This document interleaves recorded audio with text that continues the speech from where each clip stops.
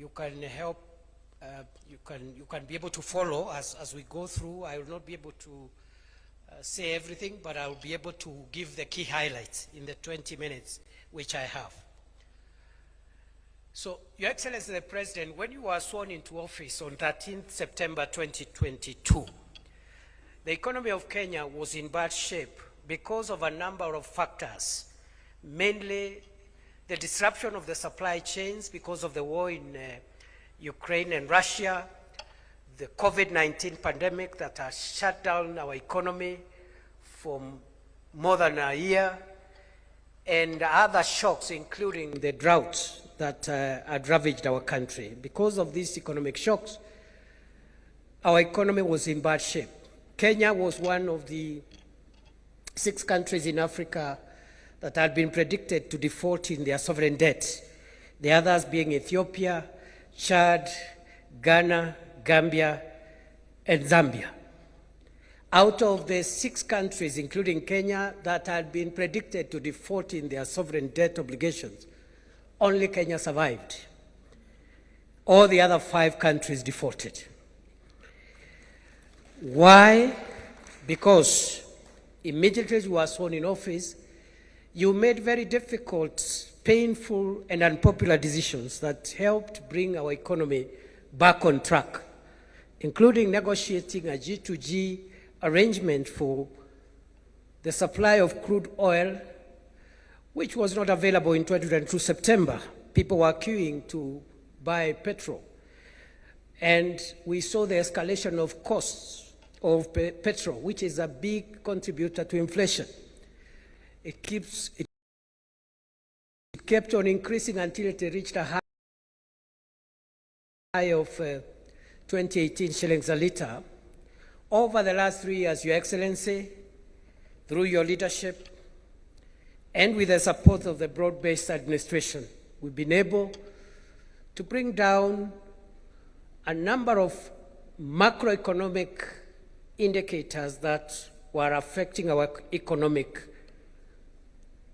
environment. Number 1, prices of essential commodities that had skyrocketed and therefore influencing the cost of living negatively have been stabilized over time, including unga from 250. Today, unga from 138 shillings going forward, you'll get your unga depending on the type of unga that you want to consume. But from 138 shillings, you'll get your unga. Your Excellency, fuel which had gone as high as 217, 218 shillings a litre has been going down continuously. Over time, losing over 40 shillings. Today, we are at 178 a litre. Your Excellency, inflation, which was at 9.6% at that time, is now stable for more than a year. It has been somewhere between 3.5 and 4.5%, which is within the central bank preferred midpoint. The Central Bank of Kenya preferred midpoint for inflation is 5%, plus or minus 2.5%. We are below that CBK benchmark. Last month it was 4.3%. Again, congratulations, Your Excellency, because inflation, low inflation, and keeping inflation stable and low is one of the macroeconomic foundations on which our economy is going to be built going forward. Your Excellency, the exchange rate, the shilling was losing value every day. Over the last almost 1.5 years and more, we've been able to keep a stable exchange rate at 129 shillings, down from 165, 162, 165 shillings in 2022. Your Excellency, congratulations. The Kenya shilling now has been rated as one of the most stable currencies in the world. The top 6 stable currencies in the world, the Kenya shilling is in that list. Your Excellency, over the last 3 years, again, due to difficult and popular but important decisions, we have now grown our cash reserve ratio, Our foreign exchange reserves have increased. In 2022, when you were being sworn in, people were booking dollars. Business people wanted to do export-import trade. They needed to pay for goods from overseas. They had to book dollars for dollars, and you could not get, if you ask for 10,000, they tell you we'll only get you 3,000 today. Next week we'll get you another 2,000, because we didn't have enough foreign exchange reserves. We have moved over the last 3 years, Your Excellency, under your leadership, from a low 5.7 billion US dollars, which is import cover for 2.5 months, to a historic high. I know the booklet says that we are at 12.3, but we have increased. The data from Central Bank on Thursday, we have hit a historic high, 14.6 billion US dollars, equivalent to 1.9 trillion Kenya shillings in foreign exchange reserve. Import cover of 6.2 towards 7 months of import cover. Kimani Ishungwa is an accountant. He's telling me it's not 6.2, it's 7 months import cover. Meaning even if the economy of Kenya was shut down for 7 months, we will still conduct our affairs without disrupting international trade, our export and import trade. This is historic. We've never been there before. Your Excellency, sir, on the economy, the other indicators are also looking good. I've talked about the strength of the currency. I've talked about low inflation. I've talked about the cash reserve ratio. I also want to talk about national savings. For 62 years, we had only saved 320 billion through NSSF. Okay? I know in the booklet, national savings comes as the last point, but I decided to bring it forward because it's part of the economic fundamentals that influence our macroeconomic stability. For 60 years, we only had savings through NSSF of 320 billion. In the last 3 years, in fact, 2 years, because we changed the law, again, courtesy of Parliament, we started implementing the law that Parliament passed 2 years ago. We have saved an additional 370 billion in 2 years.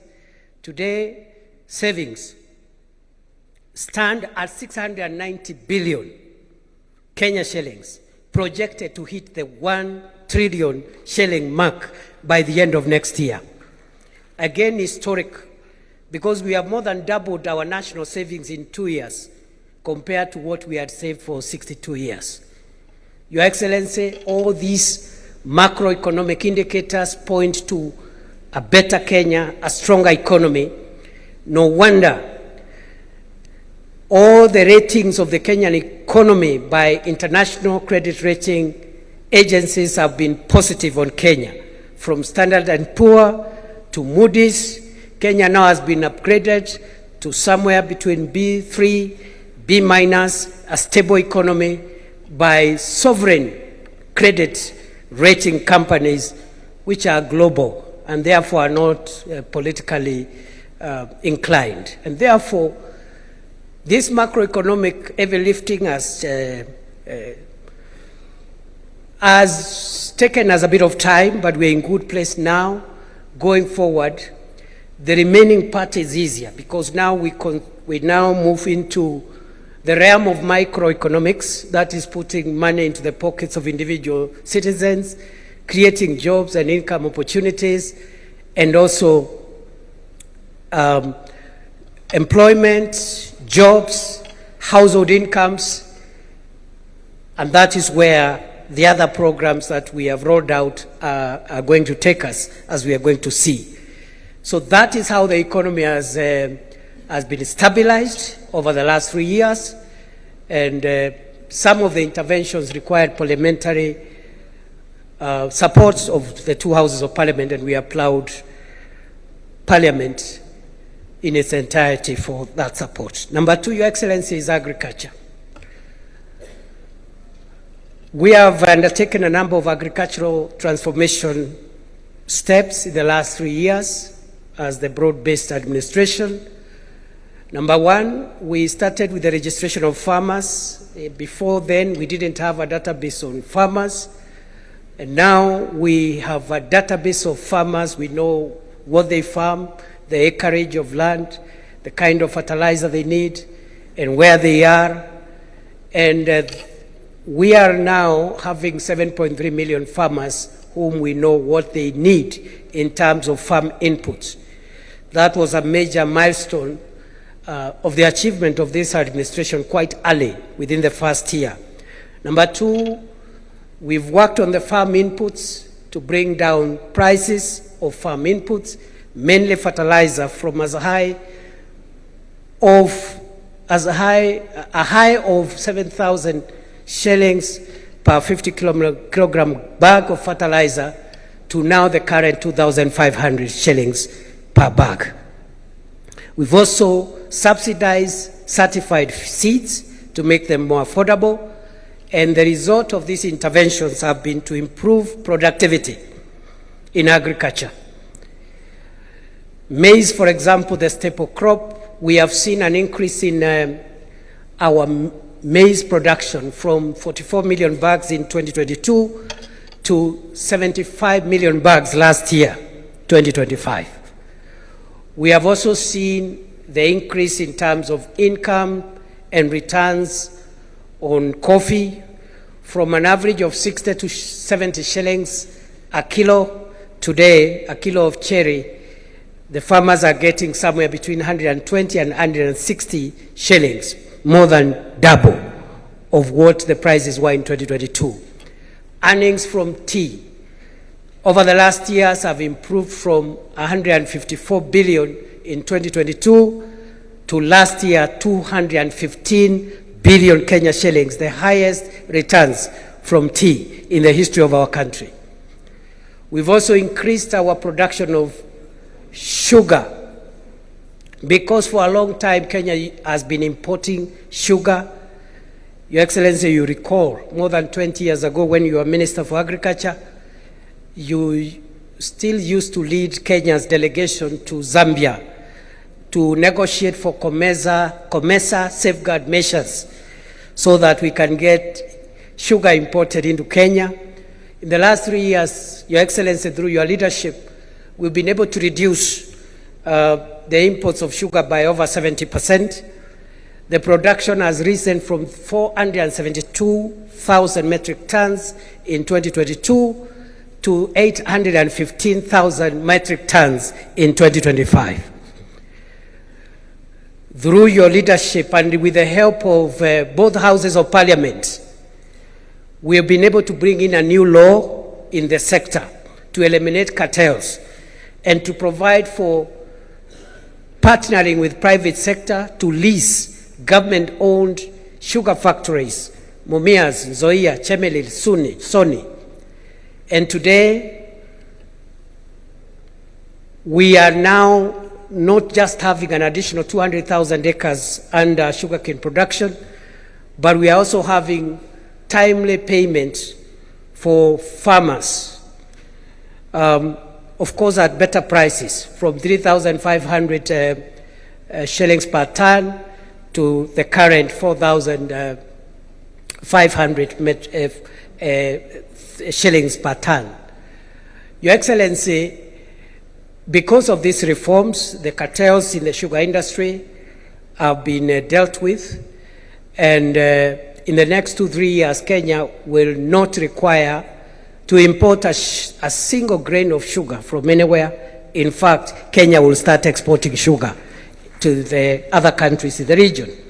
Your Excellency, for the first time, farmers are being paid every 7 days for their delivery of cane, and workers are being paid at the end of the month. And for the first time since sugarcane growing was introduced in Kenya, sugarcane farmers are earning bonus, as you yourself have presided over the issuance of bonus in Mumias, and I'm sure for the other sugar factories, the bonuses should be coming at the end of the year. So that is what we've done for sugarcane, And in terms of milk production, Your Excellency, we've been able to increase production from 4.6 billion liters in 2022 to 5.3 billion liters last year.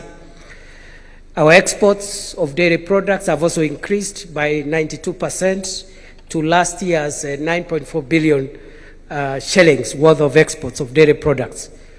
Your Excellency, we have also in the livestock sector been able to start installing milk coolers to provide longevity for milk and avoid wasting milk, which has been going bad.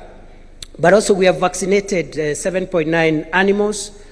We have also been able to increase our meat exports, which were 12.9 billion shillings last year. And we are also almost completing the Kenya Leather Industrial Park in Kenanye, which will bring value addition into the livestock sector and make more income and returns for pastoralists and livestock keepers. Your Excellency, sir, I can also highlight a few things we've done in the blue economy because of the counties in the coast and counties around Lake Victoria that depend on blue economy. We are building fish landing sites from Waepe near Lungalunga all the way to Mokowe in Lamu, Kipini, Kichwa Chakati in between, and we are also giving grants to beach management units. We've already disbursed 3.2 billion shillings to beach management units to support fishermen. We are buying boats. The small boats are already in place. What is being procured now are the high sea or deep sea fishing boats, and we are collaborating with county governments to fasten that procurement so that we can have boats that can go into the deep sea and bring better fish and more valuable fish. We are also, we've completed the Shimoni fish port, 2.6 billion shillings. We've completed a big mariculture center in Shimoni at 1.4 billion. We are building Kabonyo Aquaculture Center of Excellence around Lake Victoria, 1.3 billion. We have landing sites around Lake Victoria from Migori all the way to Mukoba in Busia and all the other places in between. We have finished the Paya in Homa Bay, the fish markets in Homa Bay, the fish market in Kidongo in Mombasa. We have also done the lab, fish quality lab in Mombasa. It's almost complete, and the one in Kisumu is also 55% complete. We are also providing pond liners and cages for fish cage farming, and also providing predator nets to encourage inland fish farming. So, Your Excellency, I know that booklet has omitted that blue economy thing, so we'll improve and maybe, because that's an area also we've done very well. Number 3, Your Excellency, universal health.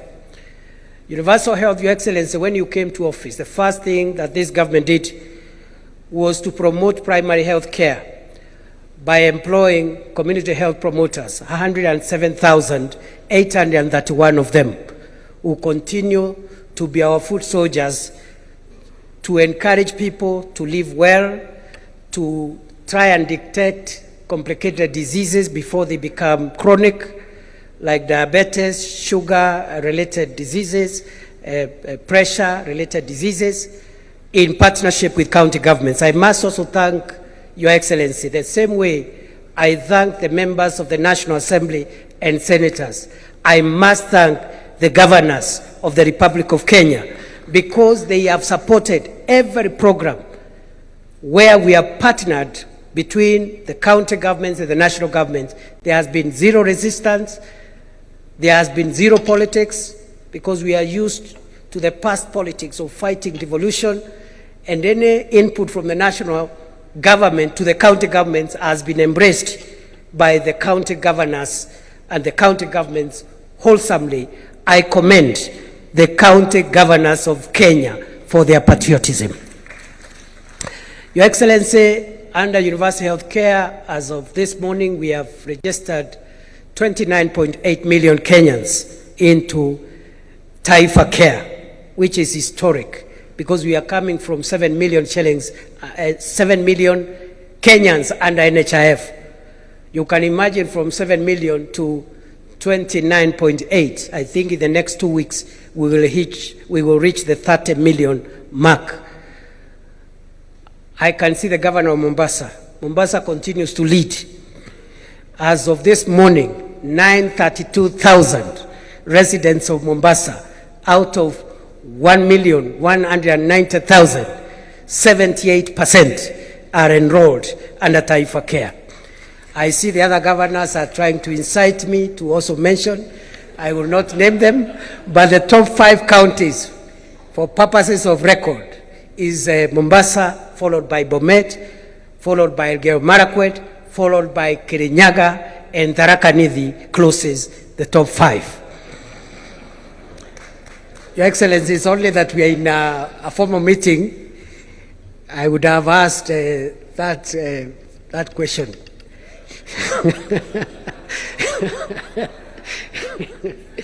Your Excellency, sir, what we need to fine-tune to improve our universal health care going forward are 3 things. 1, we need to improve on the health commodity supply chain. There are still a few gaps in the health commodity supply chain system. Number 2, we need to improve on the actuarials of the universal health coverage to make sure the premiums that are paid are able to provide quality packages for all kinds of treatments across the board. And thirdly, we need to fine-tune the issue of fraud. We must fight fraud. The biggest threat to any public medical insurance around the world, in all countries, the biggest threat is fraudulent claims. We must overcome that challenge, detect fraud, deal with it when it happens, and make sure that we secure UHC into the future. Your Excellency, in terms of equipment, we are under the National Equipment Support Program, which all counties again have signed to. We are placing specialized equipment to replace the now decommissioned MES program with the National Equipment Support Program. So we've made a lot of strides in the health sector. In terms of education, number 4, Your Excellency, education. When you were sworn in office, there was a lot of hue and cry. Everywhere we went, citizens used to tell you and to tell the rest of us, if you get into office, abolish CBC. Today that noise has died completely. Why? Because immediately you were sworn in office, you established the Presidential Working Party on education reforms. High-level experts, stakeholders, students, lecturers, and all the people in that space contributed to the streamlining, the reforms that we have implemented that streamline the CBC program. Transition has been going on. We just transited into grade 10. I'm told we are now 99-point-something% transition into grade 10 in the 3 pathways. There is still work to do, but at least we provided clarity on the CBC program. We have employed 100,000 teachers. Our commitment in the manifesto was 116,000 teachers.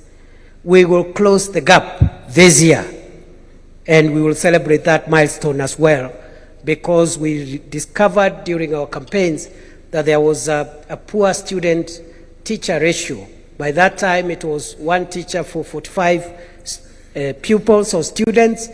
Today, we have reduced that ratio from 1 to 45 to 1 to 29, one of the best in the world. Even the developed countries, it is somewhere between 1 to 25 and 1 to 30. So we are doing well. The textbook ratio in our country is among the best in the world, 1 to 1. The textbook student ratio of Kenya is among the best in the world. One textbook for one pupil or student. Your Excellency, we have built 23,000 classrooms. 7,000 of those classrooms have been built by members of parliament from the National Assembly through CDF. And 15,000 classrooms have been built through the national government.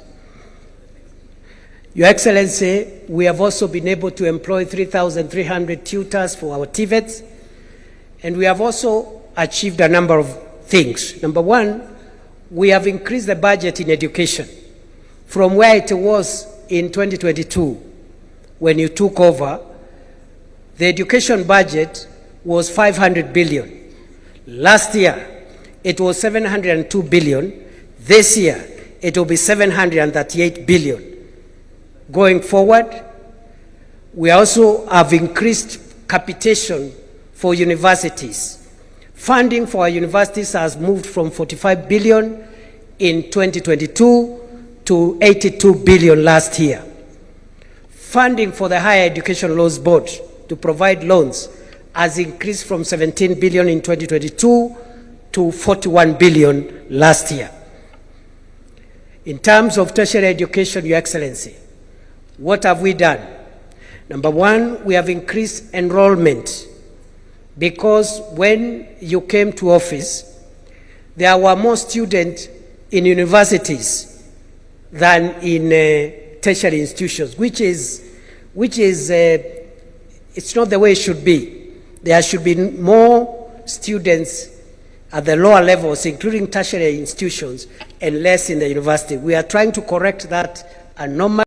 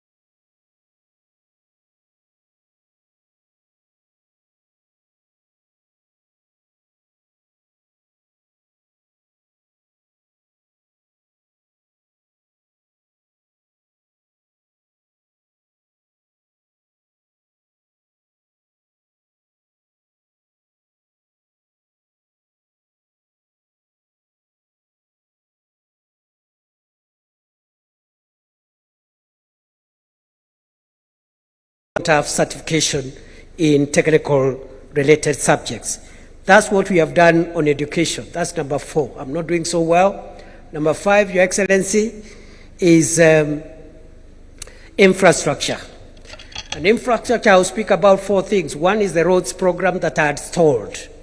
In 2022, many roads had stalled because of lack of money. Those roads stalled in 2019, 2020, 2021. There was no money. When you were sworn in office, President William Ruto, we had pending bills in the road sector of about 190 billion. Those bills were verified and they came to 177 billion. They have all been paid. The 177 billion of pending bills has been cleared by the Broadbased administration. And thanks to Parliament, because they helped us pass some of the regulations that has helped us have innovative financing models and securitizing part of the fuel levy to be able to clear those bills. In the last 3 years, we have completed 2,143 kilometers of road. With the clearance of pending bills, 6,000 kilometers of new roads or stalled roads, which are stalled, 6,000 kilometers are now being built across the country. And Your Excellency, as I travel around this country, I really get impressed. Some of the areas where citizens had given up hope on tarmac roads, I have seen those roads with my own eyes. Niseme nisiseme. From Mandera to Ramu, to Kitoka Lamu, Gare, from Gare, Elwak, Kobo, Kotulo, Tarbaj, Wajia, Samata, Modogashe, Garbatura, Kulamawe, Isiolo.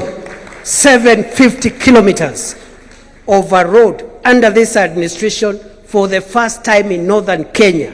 750 kilometers, the largest, the longest single road project ever to be initiated in the Republic of Kenya. Karibu niulize Rais Ruto ni fire si fire. But since this is a formal meeting, sitauliza. There is another road which had been approved to be graveled, but President Ruto changed the instructions and said it should be tarmacked from Lamu Port to Ijara to Garissa all the way to Isiolo, 421 kilometers. It's being tarmacked as we speak. Over 50% of that road is now being done, has been done. I have seen roads which have been forgotten, like Taveta, Chala, Njukini, Olerai, Rombo, Ilasit. It's now okay. It's almost work in progress. I've seen the dwelling of Changamwe, Mariakani. I've seen the dwelling of Mtwapa to Kilifi, going into Malindi is ongoing. And the flagship one, Rironi, Mau Summit, which is being worked on as we speak. So there's a lot of progress. That is the roads. Electricity, we have increased the connectivity of electricity from 8.8 million households in 2022 to 10.3 million households in 2025. And we are on course towards universal electrification by 2030, as was envisaged in Vision 2030. Our connectivity in electricity now is 66% nationally, one of the highest in Africa. Some of the African countries are still at 11%, 18%. Your Excellency, in terms of affordable housing, markets, and hostels, this is part of public infrastructure. And we've done well in that front. 230 active sites in 44 counties.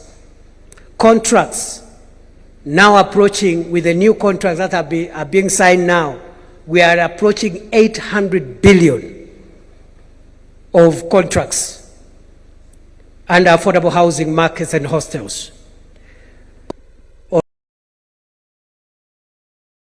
Already,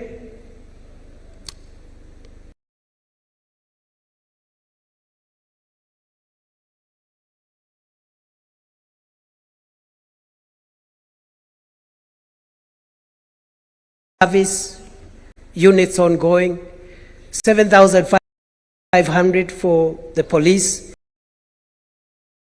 15,000 for KD.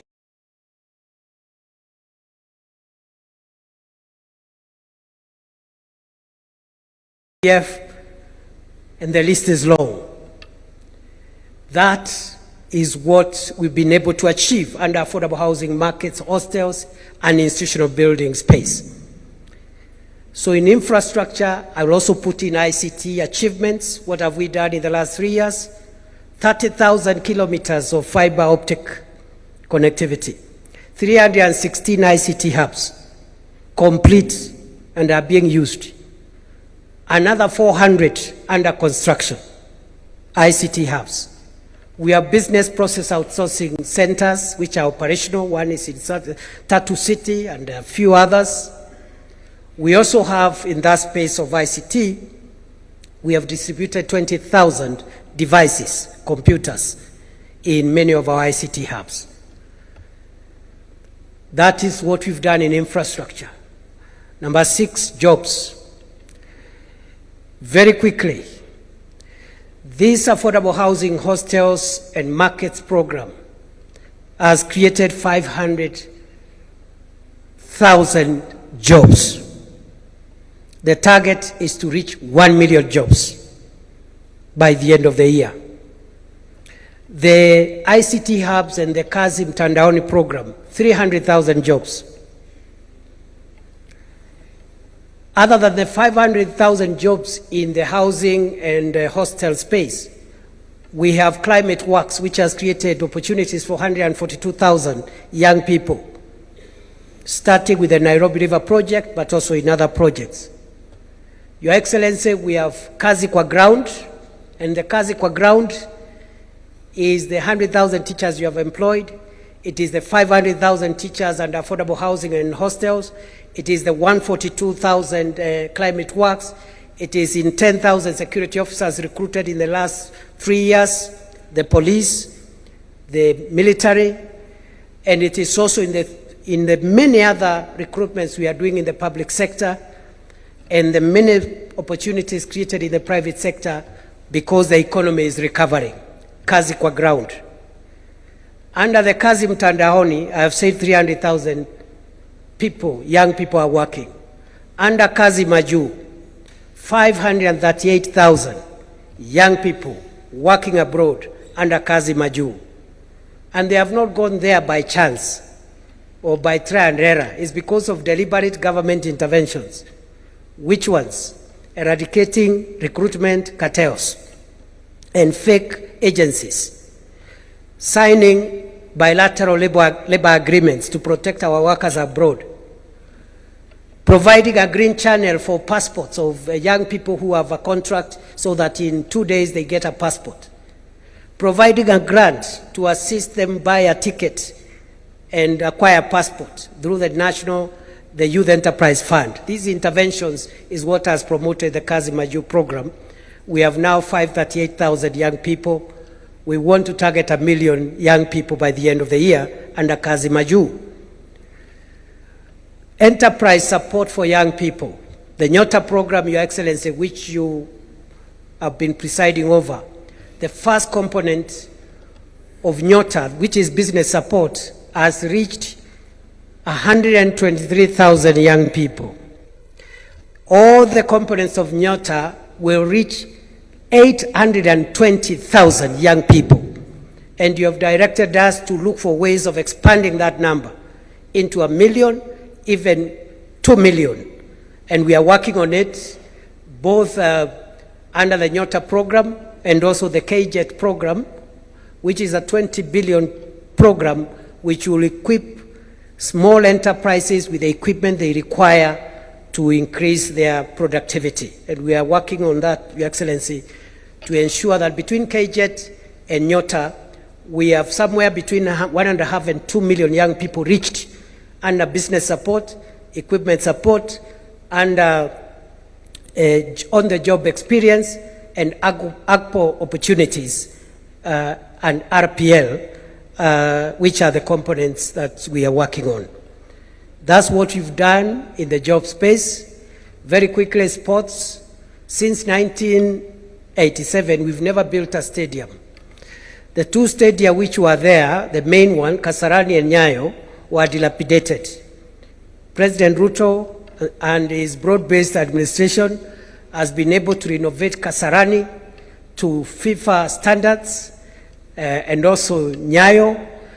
But we have also built the most iconic sports stadium in this part of the world, the Talanta Sports City, which is going to be like our main flagship sports city for our country, and as we look forward to hosting AFCON next year.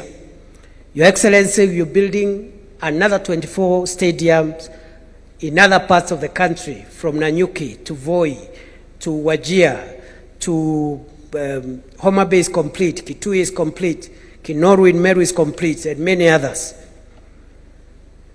Your Excellency, allow me to talk about security reforms as I wind up. We've been able to introduce the police equipment modernization program, which has helped us to crush terrorism and banditry. We've now suppressed the terror that was being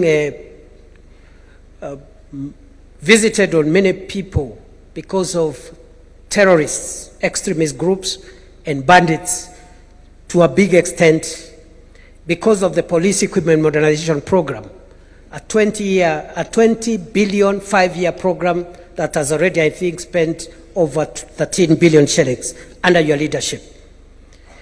You are implementing, or we are implementing, the police reforms in terms of welfare. Just last week, an announcement was made for increment of their salaries. The lowest prison warder and police officer will get an increase of 48% of their basic salary. This has not been done in a long time. We are building houses for them. We are providing medical and life cover for them if they get hurt in the line of duty. Your Excellency, for the KDF, the modernization program is also running smoothly, and we want to thank you for those reforms. In terms of our road traffic safety, just this week we went live on instant fines. That should be able to reduce the road accidents and make drivers accountable. And we are going to see a drastic reduction of road accidents because of the cameras and the instant fines that we have introduced. So that's what we've done. Allow me to end, Your Excellency. I know I've exceeded my time. I don't know why the leaders have not rung the bell. Let me finish by projecting the future. As you have led us, Your Excellency, you have told us Kenya is punching below its weight. For far too long, we are struggling, yet our potential is big. Through your leadership, Your Excellency, we've been able to crack the difficult issue of how we finance our modernization and transformation. And you have told us it is possible for us in one generation, as has been done in Singapore, Malaysia, South Korea. We are able to transform Kenya from the third world economy status to the first world. Other countries have done it, we can do it. China, for example,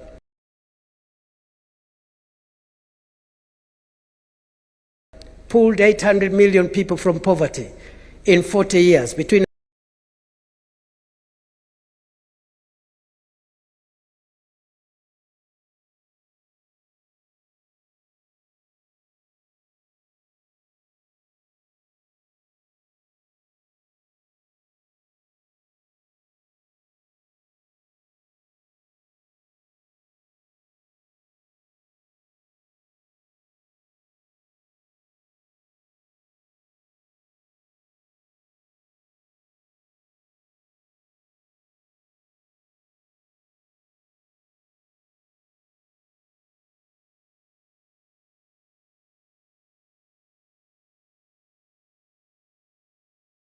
what we did with that money. We've showed Kenya Re before, we don't know what we did with that money. The money now we are offloading from some of our assets goes into this fund to define our future.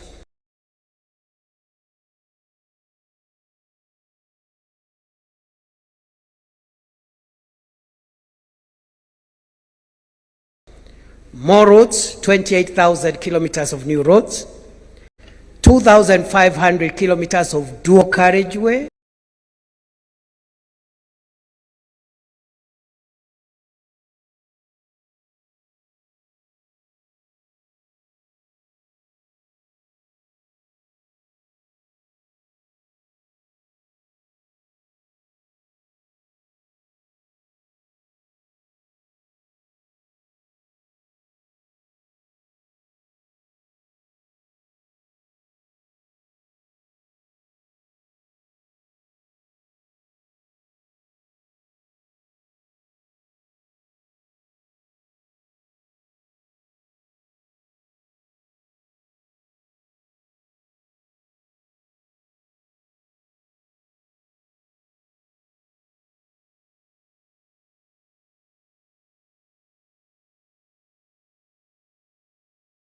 Your Excellency, with your permission, allow me to now call on Agnes Zani, the Chairperson Committee, to oversee the implementation of the 10-point agenda and the NADCO report. Let's get to oversee the implementation of the 10-point agenda and the NADCO report. Let's give her a warm welcome as she gets on stage. Thank you very much, Your Excellency, the President of the Republic of Kenya, Dr. William Samoei Ruto, and the Principal of UDA, Honorable Oburu Oginga, the Principal of ODM, Deputy President, Your Excellency, present, Cabinet Secretaries present, Excellency Governors present, Members of Parliament, Joint Committee. We stand at a very important time in the transformation of Kenya. We've just had a very detailed report that has been given by the Deputy President. We are coming in as the committee that was tasked to look at specific aspects of that development, just an aspect of it, which is the 10-point agenda. Because of time, I will not go into what the 10-point agenda is, because very shortly we'll go into its implementation. I just want to state here that when we talk about the implementation of the 10-point agenda, it is ongoing, has been ongoing for a very long time, and will keep ongoing because it sets the path for a developmentalist agenda, for a transformative agenda that changes this country forever. We are the players for that particular process at this time. We need to be able to ensure that we can change our economic, our social, our political development, and make changes that are very, very critical.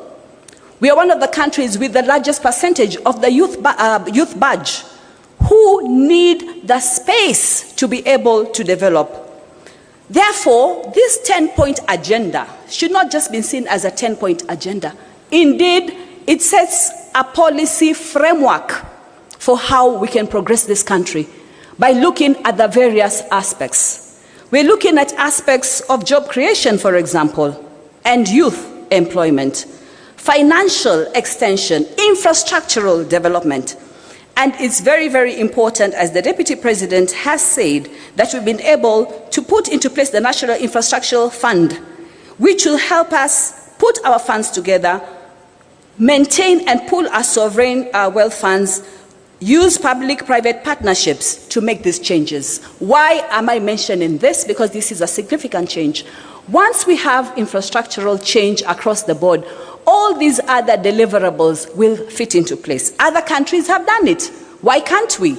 Nigeria is has this sort of fund, started in 2011, Ghana 2014, we have India 2015, and Canada also has this particular fund. So it is possible for us to make this progress. What have we come in to do as the committee to oversee the implementation of the 10-point agenda and the NADCO report? The NADCO report 2013, of course, 2023, of course, gave a raft of measures that are very, very key for implementation. And then from the MOU that was signed on the 7th of March 2015 by Your Excellency the President and the late Raila Odinga, gave 10 specific points. These 10-point agendas were not in vain. These point agendas, entrenched also in the NADCO report, meant that in the recommendations, they stated that a committee should come and oversee, overlook, give information about the progress of where we are in this agenda. Therefore, this committee, by virtue of that role, became an overseeing committee of whom? Of duty bearers. And who are these duty bearers? The Executive Office of the President, we have the various ministries, we have the various commissions, we have the various organs, we have the judiciary, we have independent commissions who have been doing this implementation. And this has to be very clear, because we cannot then say between August and now, what has happened to the implementation of the 10-point agenda? It is ongoing, ever has been ongoing, and even from what His Excellency, the Deputy President, has indicated, various issues have been going. But we were given this impetus from a political point of view. So when people have asked, for example, but in this committee, are you replicating the roles, for example, of the Auditor General? The answer is no. We're just getting this data for specific issues which were of interest through the two political parties, ODM and UDA, in the MOU, the NADCO report and 10-point agenda. And this is what we've come to do this morning, give the implementation status in terms of each of those 10-point agenda, so that we can see and we can demonstrate that progress has gone on. So this committee, of course, was established on the 6th of August via statement from His Excellency the President and also from the late Raila Odinga. Now, as the ODM principal, we have Dr. Oburu. So there is perpetuity and continuity in this very, very critical process. Through this, we've been able to engage with various stakeholders. We've had consultations with various stakeholders. We went through public forums throughout the various parts of the country to bring in this information, and we're about to deliver exactly that. Kindly allow me to acknowledge, with a lot of humility, the members of this committee. Could you please be upstanding so that you can be recognized? Members of the COINTEN, we call ourselves COINTEN, it's just an acronym of the committee overseeing the implementation of the NADCO report and the 10-point agenda. We have as just joint secretaries, Mr. Bore and Mr. Ongwen. Mr. Bore, Executive Director of UDA, Mr. Ongwen, Executive Director of ODM. On the far end, we have Mr. Javas Bigambo, who is the Vice Chair of this committee. We have Mr. Oguda, member. We have Honorable Fatuma Ibrahim, a member, and Mr. Kevin Kiari. Together, allow us now to present this report with a lot of humility. We have taken this as a national duty that is very, very key and very, very important in the trajectory of taking us into being completely developed country, following on various stages that we have passed through and what we need to be able to get to. So we then say, as a committee, this is a task that keeps going on. It is a task that is very, very critical for us. I'd like now to invite Mr. Javas Bigambo to take us through the specific aspects of the 10-point agenda, right through inclusivity, the debt issue, the issue of the youth and the youth badge, employment, and all the other issues. Your Excellency, we are very appreciative of this task that you've given us. Dr. Oburu, we are very appreciative of this task. We endeavor to deliver. We endeavor to ensure that this 10-point agenda works to transform Kenya once and for all. Thank you very much.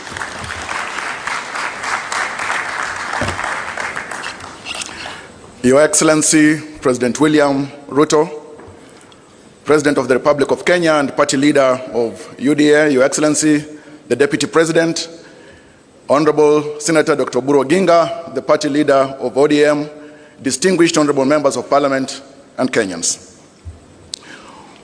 We, as the committee overseeing the implementation of the 10-point agenda, are glad to come before you to make this presentation. Various key issues that are marked as achievements have been enumerated by His Excellency the Deputy President, and I will not go much into that. And given that all of us here have got copies of this 10-point agenda, I'll only make brief highlights under each section. The building of a nation is a project that never comes to an end, and that is why His Excellency President William Ruto has committed to put in place critical measures to ensure that Kenya moves forward, and as he has spoken numerous times, to move Kenya into a first world country within our lifetime. Kenya has experienced various political crises and challenges, and these challenges have led many times political leaders to come together to bridge the divide so that we get to have amicable solutions. And that's why the NADCO team was formed. It presented a report which was adopted by Parliament in February 2024, and later on to its implementation, and also following the challenges that bedeviled this country, we had UDA and ODM come together with a view to resolve some of the socio-political and economic challenges that this country has faced. The coming together between ODM and UDA was predicated on the signing of an MOU with a 10-point agenda, and these particular 10 points include the full implementation of the NADCO report, inclusivity in all spheres of public life, protecting and strengthening devolution, promoting and protecting the livelihood of the youth, leadership and integrity, the right to peaceful assembly under Article 37 of the Constitution, and compensation of victims of protests and riots. Fight against corruption, stopping wastage of public resources, protecting and promoting sovereignty of the people and the rule of law and constitutionalism. Those are the 10-point agenda issues.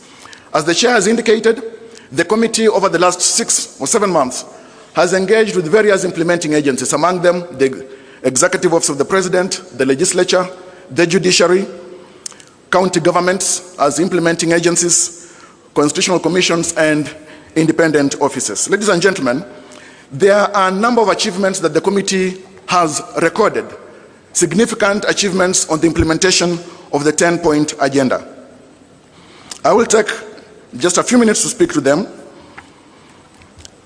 The Parliament received 9 bills from NADCO, and various of these bills have been considered and at various stages of implementation and consideration by Parliament. So far, 3 bills have been enacted into law, including the IBC Amendment Bill 2023 and the Statutory Instruments Amendment Bill 2023 and the Ethics and Anti-Corruption Commission Bill 2023. Those have fully been implemented and no further action is needed. We have got 2 other bills that are under mediation, including the Elections Amendment Bill 2023 and Election Offences Bill 2023. IBC has been fully constituted and it's carrying on with this mandate. We have seen conducting of by-elections, and IBC also has commenced the process that will lead into the delimitation of boundaries, and it has laid out a clear time frame under which that will be done. The PBO Act that enables civil societies to solicit for funds and implement various social projects has been operationalized by President William Ruto's administration. Presently, there is also the process of legislation to harmonize bicameral relations to ensure that the National Assembly and the Senate get to work harmoniously for the greater good of the country. Under the entrenchment of funds into the Constitution, ladies and gentlemen, the Constitution Amendment Bill on the entrenchment of the NGCDF, the GAF, the Senate Oversight Fund, and County Ward Fund is under consideration by Parliament presently. The Court of Appeal has pronounced itself and determined that NGCDF does not violate the Constitution. Agenda 2 and its implementation, inclusivity in all spheres of public life. Key achievements, and I'll just make brief highlights because many of them have been stated by His Excellency the Deputy President. The launch of the National Policy on Ethnic Minorities and Marginalized Communities was done in 2025, December, by His Excellency the President.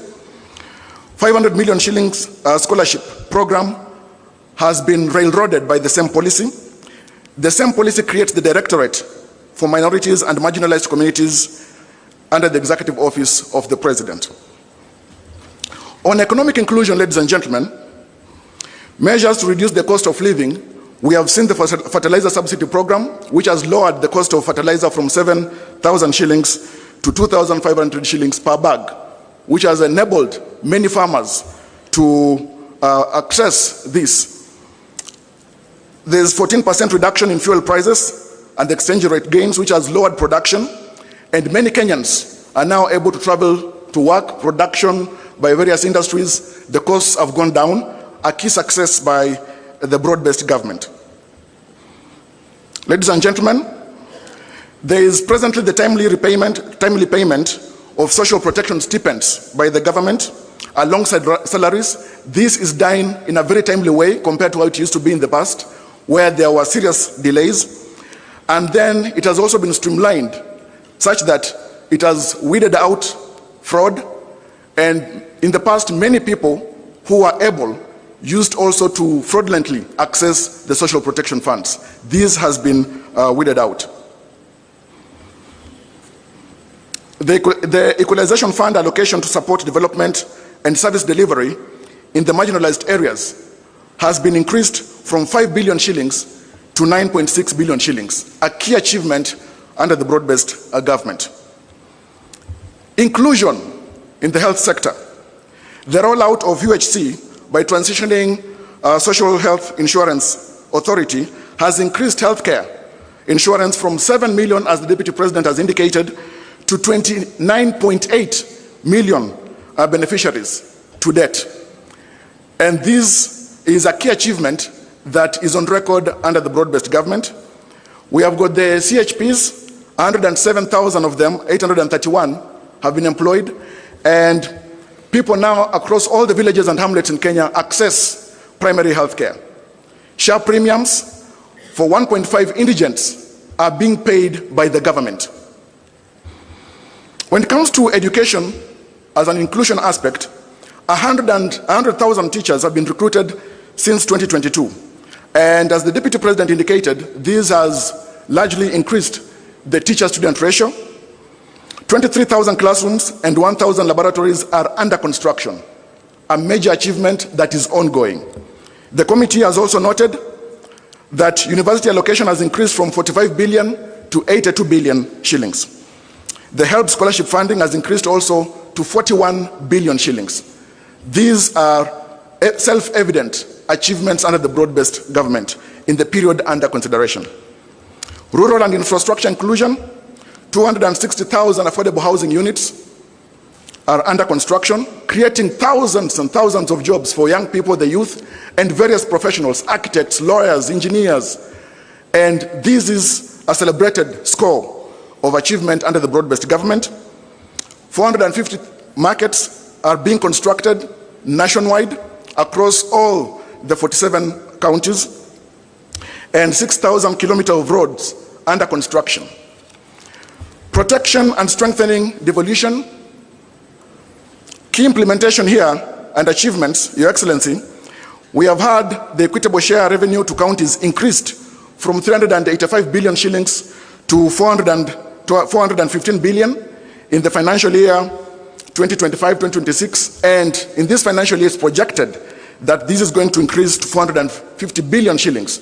Access of funds to county governments and this increase in shareable revenue is a major gain for devolution, and the broad-based government is evidently keen to protect and advance devolution in Kenya.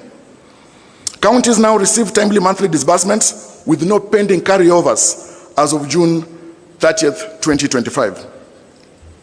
Your Excellency, under Agenda 4, promoting and protecting livelihoods for young people, we have got many key achievements. So far, for instance, Your Excellency, the committee has recorded that over 90,000 young people from all 1,450 wards are undergoing training in the country. Over 121,000 youth, together with 110,000 youth from Kakuma and Dadaab, these are refugee camps, have received business training, mentorship, and startup grants of 25,000 shillings, being an initial of the wholesome 50,000 shillings that they will ultimately receive. Your Excellency, the Nyota program is a major success, which has created opportunities for over 820,000 young entrepreneurs aged between 18 and 29 years. Your Excellency, across all 1,450 wards, there is the 50-50 gender parity, and the Nyota program has really impacted lives of thousands of young people in the country. Additional employment initiatives have created and increased opportunities for young people in the country. 640,000 jobs have been created through affordable housing program, with 7,000 professionals who have been onboarded. Your Excellency, the construction of stadia has also increased the creation of jobs for youth and professionals across the country. 20,000 jobs have been created through the Climate Works program. Under leadership and integrity, Your Excellency, as agenda number 5, the broad-based government has ensured the enactment of the Conflict of Interest Act, which you assented into law on the 30th of June or July 2025, which has now been operationalized. This act strengthens the government's commitment in combating graft and regulating and reducing conflict of interest within the public sector. Agenda number 6, Your Excellency, the right to peaceful assembly as enshrined in Article 37 of the Constitution, and compensation of victims of protests and riots. their government has set aside 2 billion shillings for compensation of victims of protests in the first supplementary budget of the financial year 2025-2026. This will go with the compensation of victims of protests and human rights violations. Your Excellency, 4 days ago, a panel of experts for compensation of victims was gazetted by the head of public service under a framework that will be developed by the Kenya National Commission on Human Rights, and already these railroads the compensation of victims, which has been a key issue raised by even citizens whenever we've been moving around the counties in the public participation process. From 2023 to 2025, IPOA has handled 820 cases of alleged police misconduct during public order management, securing convictions for 35 cases involving 49 officers, and recommending disciplinary action against 30 officers. This has been done by IPOA. The demonstration bill, which sought to restrict the right to assembly of protesters, was withdrawn. This was initially intended to curtail the rights. The Ministry of Interior and National Administration has issued policy directives limiting excessive use of force and strengthening training and retooling of police officers for lawful crowd management. Agenda number 7, Your Excellency, national debt. The broad-based government, ladies and gentlemen, has commissioned a comprehensive forensic audit of the public debt by the Office of the Auditor General to strengthen transparency, verify utilization of borrowed funds, and this has been an issue within the public, the issue of auditing our public debt. The broad-based government as well has reduced reliance on external borrowing by exploring innovative financing mechanisms. And just yesterday, Your Excellency, you signed into law the National Infrastructure Fund Act. Through liability management, the broad-based government has reorganized national debt portfolio to reduce financing risks and minimize the risk of default. There is greater emphasis placed on mobilizing domestic revenue, and this is ongoing under the broad-based government. Ladies and gentlemen, Your Excellency, I'll move to the agenda number 8 on the fight against corruption. As I've indicated, the Conflict of Interest Act is now operational, and this is a great effort toward combating graft, which is politically carcinogenic in the country. There is the adoption of the e-government procurement system, which has digitized the entire procurement framework, and from planning, this enhances transparency, accountability, and ensures digital footprints in the procurement process, Your Excellency. Over 23,000 government services have been digitized on each citizen. This has eliminated cash payments across government and middlemen, reducing corruption risks and increasing revenue collection by the government up to date. Your Excellency, the Money Laundering and Combating of Terrorism Financing Laws Amendment Act was assented into law on 17th of June 2025, a great effort as well in strengthening the legal framework combating illicit flow of funds in Kenya, and has supported the exit of Kenya from the grey list of the Financial Action Task Force. Your Excellency, the implementation of the zero-based budgeting has enhanced fiscal discipline and accountability by requiring justification of all public expenditures. The single treasury account system has consolidated government cash collection and management, improved transparency and transaction costs, and minimized idle funds in commercial banks. Your Excellency, as I move towards the end, agenda number 9, stopping of wastage of public resources and promoting of government efficiency. Austerity measures have been put in place, including the removal of budgets, initially in the office of the First Lady, the spouse of the Deputy President, and the spouse of the Prime Cabinet Secretary. A 12-month freeze has been put in place for purchase of government vehicles except security sector vehicles. There is the zero-based budgeting in the financial year 2025-2026, requiring all public expenditure to be justified, as I've indicated. And then presently, the passports processing, the national ID cards processing, all of them have been reduced from 1 month to 1 week, improving access to these services by the citizens of Kenya and reducing corruption. Agenda number 10, Your Excellency, protecting and promoting sovereignty of the people, the rule of law, and constitutionalism. The broad-based government, under your leadership, Your Excellency, has facilitated the judiciary to ensure there is the recruitment of judicial officers.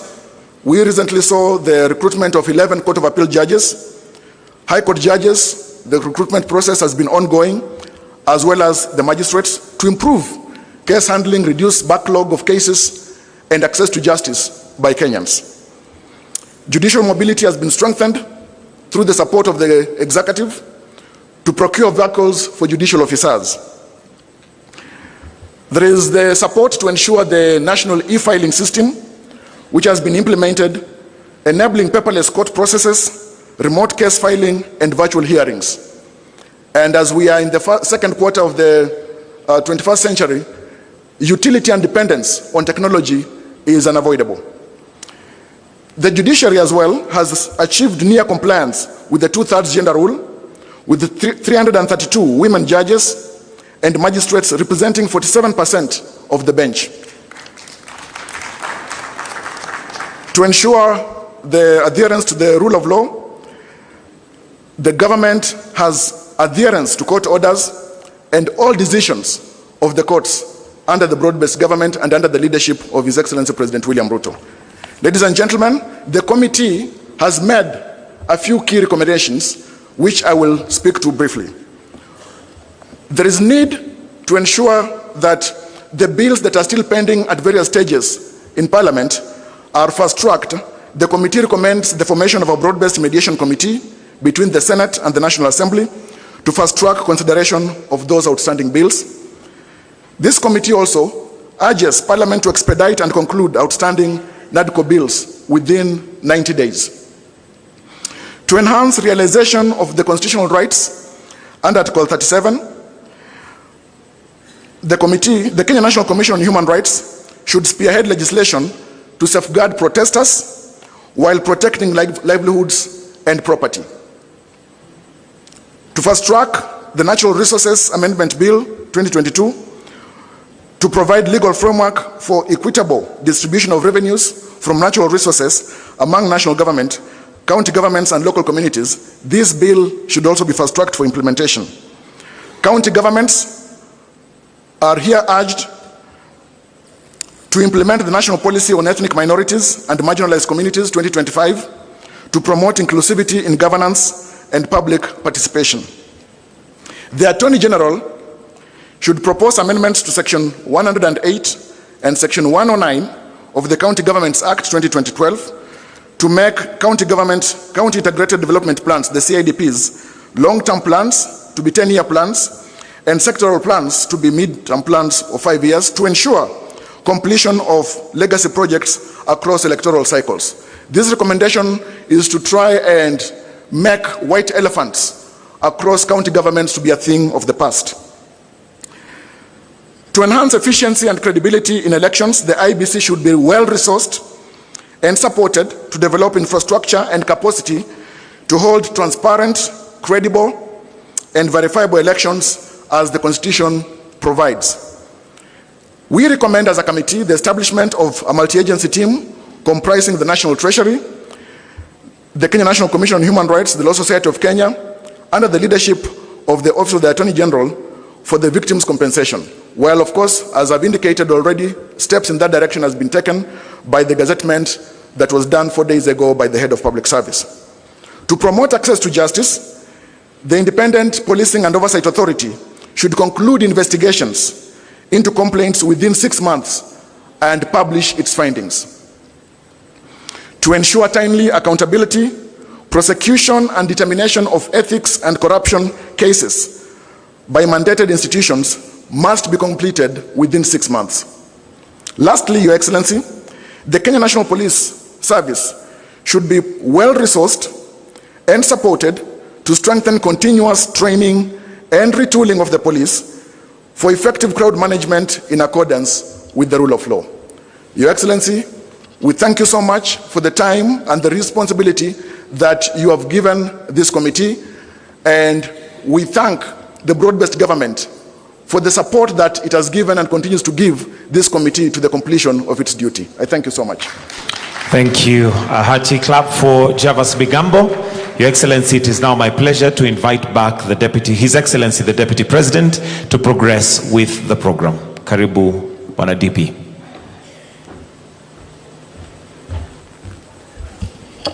Thank you very much, Coin 10. Your Excellency, in the interest of time, we will run the rest of the program very fast because today is a parliamentary day. And this being a PG, I'm sure the two houses will want to proceed early. Your Excellency, the party leader of UDA, Your Excellency, the party leader of ODM, I will request Professor Nyang' Nyong'o, my academic senior, to come and say two things here in 2 minutes based on the presentation of the 10-point agenda, maybe on devolution and compensation of victims. 2 minutes for Professor Peter Anyang' Nyong'o. A round of applause.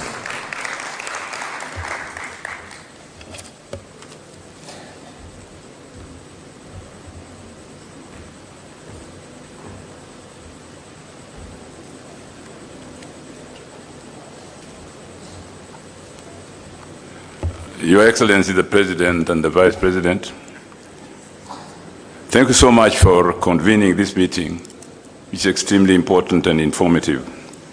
I will only say two things that are effectively dealt with in this report. That is devolution and compensation of victims. As you know, that some of us have been very concerned about the issue of victims, and I'm glad that today they've gone on record that the victims will be compensated. Secondly, devolution. You know, there was that famous story that a child always asks for more, and it's never enough. The Constitution of Kenya says that there are two levels of government, devolution and national, separate but interdependent. Kenya cannot really develop fully if devolved government is not fully funded for the development functions that it performs. I'm grateful that it is said that the equitable share of revenue to counties has increased to 385 billion shillings in financial year 2024-2025 to 415 billion shillings in financial year 2025-2026. This is good. And it is projected to rise to 450 billion shillings in 2026 and 2027. We are happy about that. But you know, as I said, we will never stop asking for more. Thank you.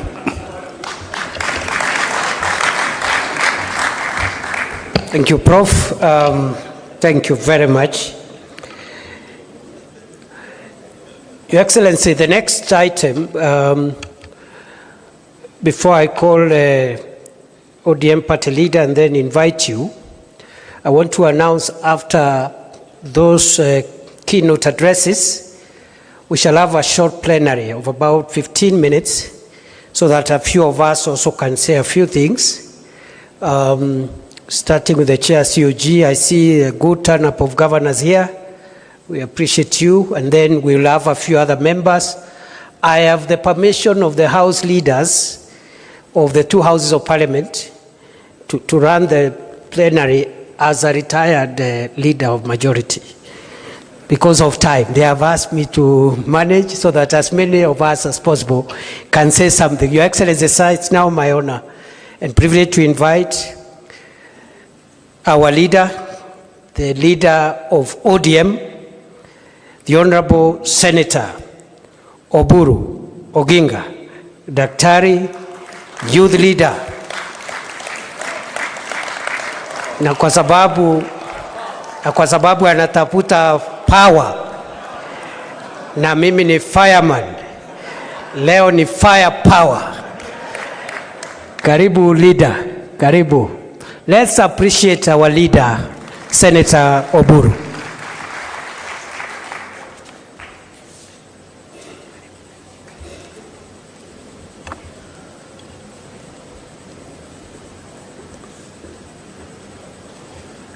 Your Excellency, the President of the Republic of Kenya and Commander of the Armed Forces, Dr. William Samoei Ruto, the Deputy President, and all protocols observed, fellow members of Parliament, I would like not to make, I have a written speech here, but I don't want to read it all. I want to have it here as part of the today's meeting, and I will give it to the press also to have it. But I am used to speaking off the cuff. It is better for me than reading long speeches. Your Excellency, the report of the 10-point agenda committee headed by my sister, Honorable Professor Zani, is finally presented to us as a joint parliamentary session. Mr. President, this is not a small feat. Mr. President, the country has been waiting for this. The country has been waiting for this because we are in this broad-based government, but there are people who thought that this report is the one which formed the foundation for establishing broad-based government. Mr. President, I want to inform the country that broad-based government started long before the 10-point agenda came. Mr. President, therefore, it cannot depend, the broad-based arrangement cannot depend on the 10-point agenda. 10-point agenda was meant to strengthen the broad-based arrangement. And Mr. President, the 7th of March, which was slated as the date for making the report, was not the end of the broad-based arrangement. The broad-based arrangement goes up to 2027. The 7th of March was marking the beginning or the date when this 10-point agenda was signed. It was an anniversary. It was to celebrate that anniversary. It was also to give us the interim report of the progress of implementation. As you can see, the 10-point agenda which we have been taken through is something which cannot end. It is something which will continue from today. It will continue into 2027, and it will go on because it is life. Most of these things which are contained here are actually concerning the livelihoods, the daily livelihoods of Kenyans. And we want to improve our society so that there will be no victimization of a victim, or we shall not have victims of police brutality. And our police are supposed to improve, and we want to improve them because they are our sons and sisters. We don't want them to go to jail for killing people. They should not kill people. They should be trained to help our people to fulfill constitutional requirements. If our constitution allows demonstrations, let them be allowed to demonstrate, but demonstrate according to the law, not demonstrate, you just wake up and you say, I want to go and demonstrate because it is my constitutional right. Yes, it is your constitutional right, but the law states how you should do it. The law guides. We must be a law-abiding society. And by abiding by that, what we are saying is that those who violate the law, those who violate the Constitution should be punished. They should be punished. But we really don't want to trap our people that you employ them in police and then tomorrow you have not trained them well and you jail them. That is not the intention of the Constitution. We want our police to be professional, but for now we are going to compensate those who lost their lives. Compensation of life is not something which you can do. You cannot replace a life. You cannot compensate it. There is no cost to it. It is just to give some, to give some pole to the people who lost their loved ones. And use pole for those who were injured in those demonstrations. It is not to compensate. It is, even though we call it compensation, but you cannot compensate life. So those who thought that, who were saying that there is nothing absolutely which has been done on the 10-point agenda, shame on them. Shame on them, because you can see there is a lot which has been done and there is a lot which is still remaining to be done. I am very, very impressed, particularly by the agenda of infrastructure. The infrastructure is the game changer, and that is the game changer for the whole world. If you go to these countries, we are saying we want to go to Canaan through Singapore. That Singapore used exactly the same methods we are using, including the infrastructure fund, including this infrastructure fund which the president signed into law yesterday. And it is infrastructure, infrastructure, infrastructure. That's what we said as a party, as ODM. If we continue to implement these infrastructural projects, the major ones like the SGR, through Kericho to Kisii, Kisumu, and up to Malaba and Busia, which is a big game changer. This big road, which is connecting us with Uganda from Rironi, is a big game changer. And I was so impressed by the report about Northeastern. Northeastern Kenya is regarded to be an arid and semi-arid land. But there is a lot of wealth there. The country concentrated on what was called the high potential areas. But they left the north, which has all the minerals. It has all the animals. We need to take big abattoirs there and take meat to Saudi. A small country like Botswana has become very rich just because of exporting meat. Why? And we have ignored that area. Instead of opening it up, it is left as a security area.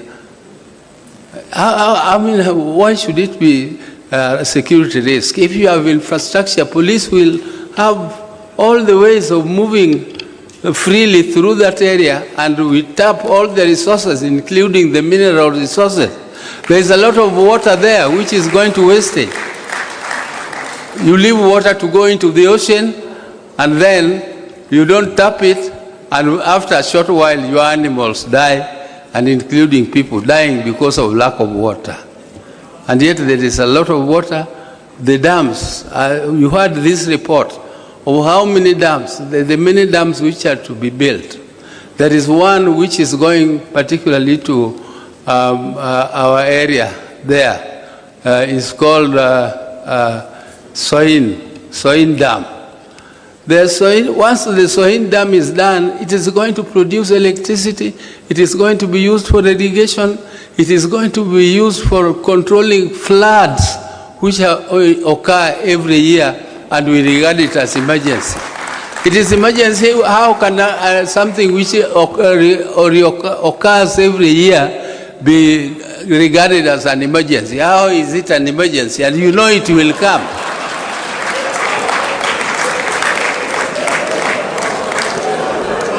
So you have... Thank you. Yeah, I don't want to... Your Excellency, I said I'm not very good at reading speeches, and therefore I will leave this my speech. I don't know, I will give it to the President, but I have spoken my heart. I've finished what I wanted to say. Thank you very much.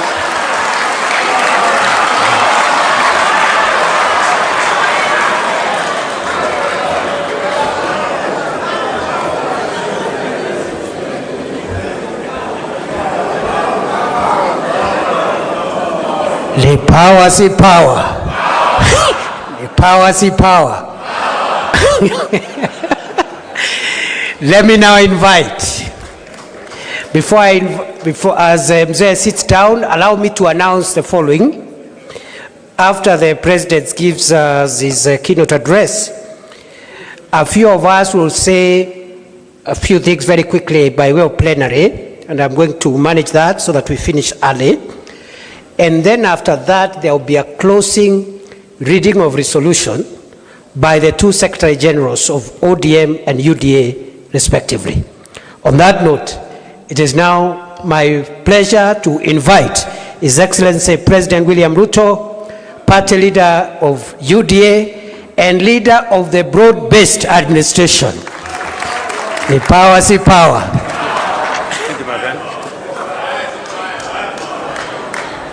Aya, asanteni sana, tafadhali tuketi. Thank you very much. Mr. Deputy President, our leader, the party leader of ODM, Oburu Oginga, governors present, senators present, members of parliament, both from Kenya and from Yala.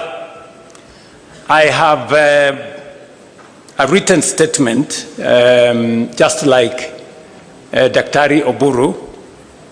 Allow me to read half of it, and then I will speak the rest. It is good to be back here at the Kenyatta International Conference Center, the birthplace of the Memorandum of Understanding between Kenya Kwanza UDA and ODM. Exactly 1 year and 3 days ago, my brother, the late Right Honorable Raila Odinga, and I agreed to work together in the national interest for the benefit of our country. Although our brother Raila is no longer with us physically, his wisdom, foresight, and enduring commitment to the nation continues to guide our shared journey ahead.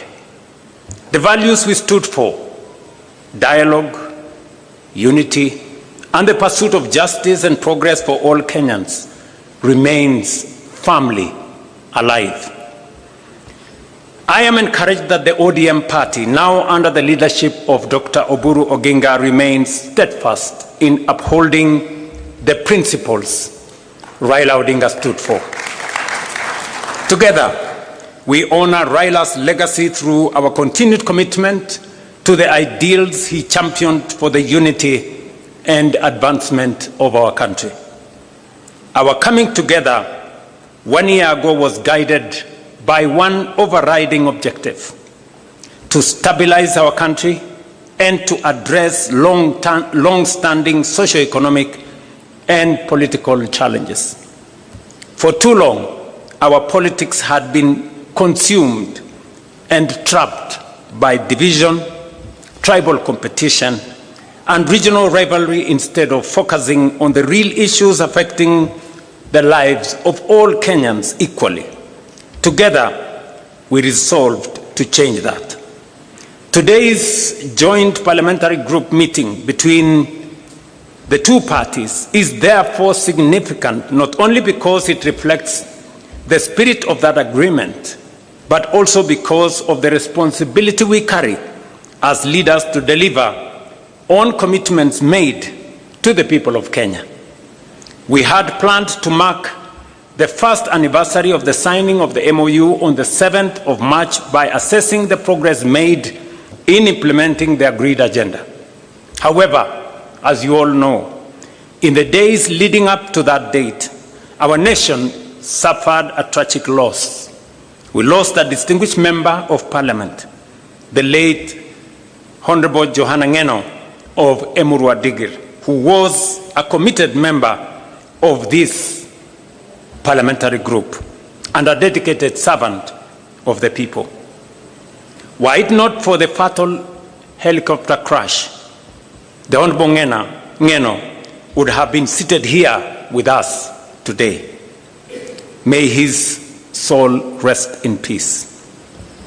Ladies and gentlemen, the MOU between UDA and ODM was built around a 10-point agenda, drawing largely from the recommendations of the National Dialogue Committee, or commonly known as NADCO.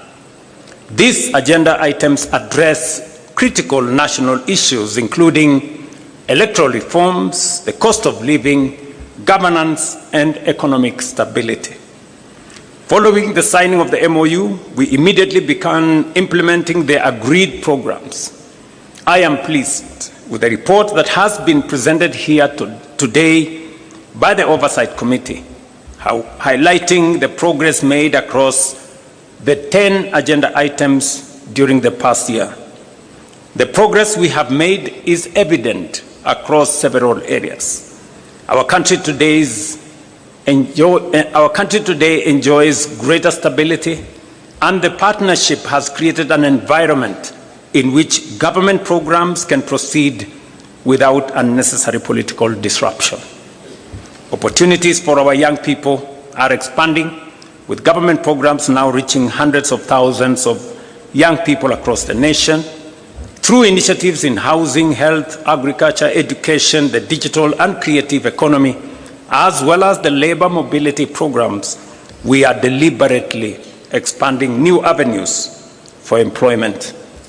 Allow me, ladies and gentlemen, to paraphrase, because I have been particularly meticulous in trying to find out where we are in the process of implementing the 10-point agenda.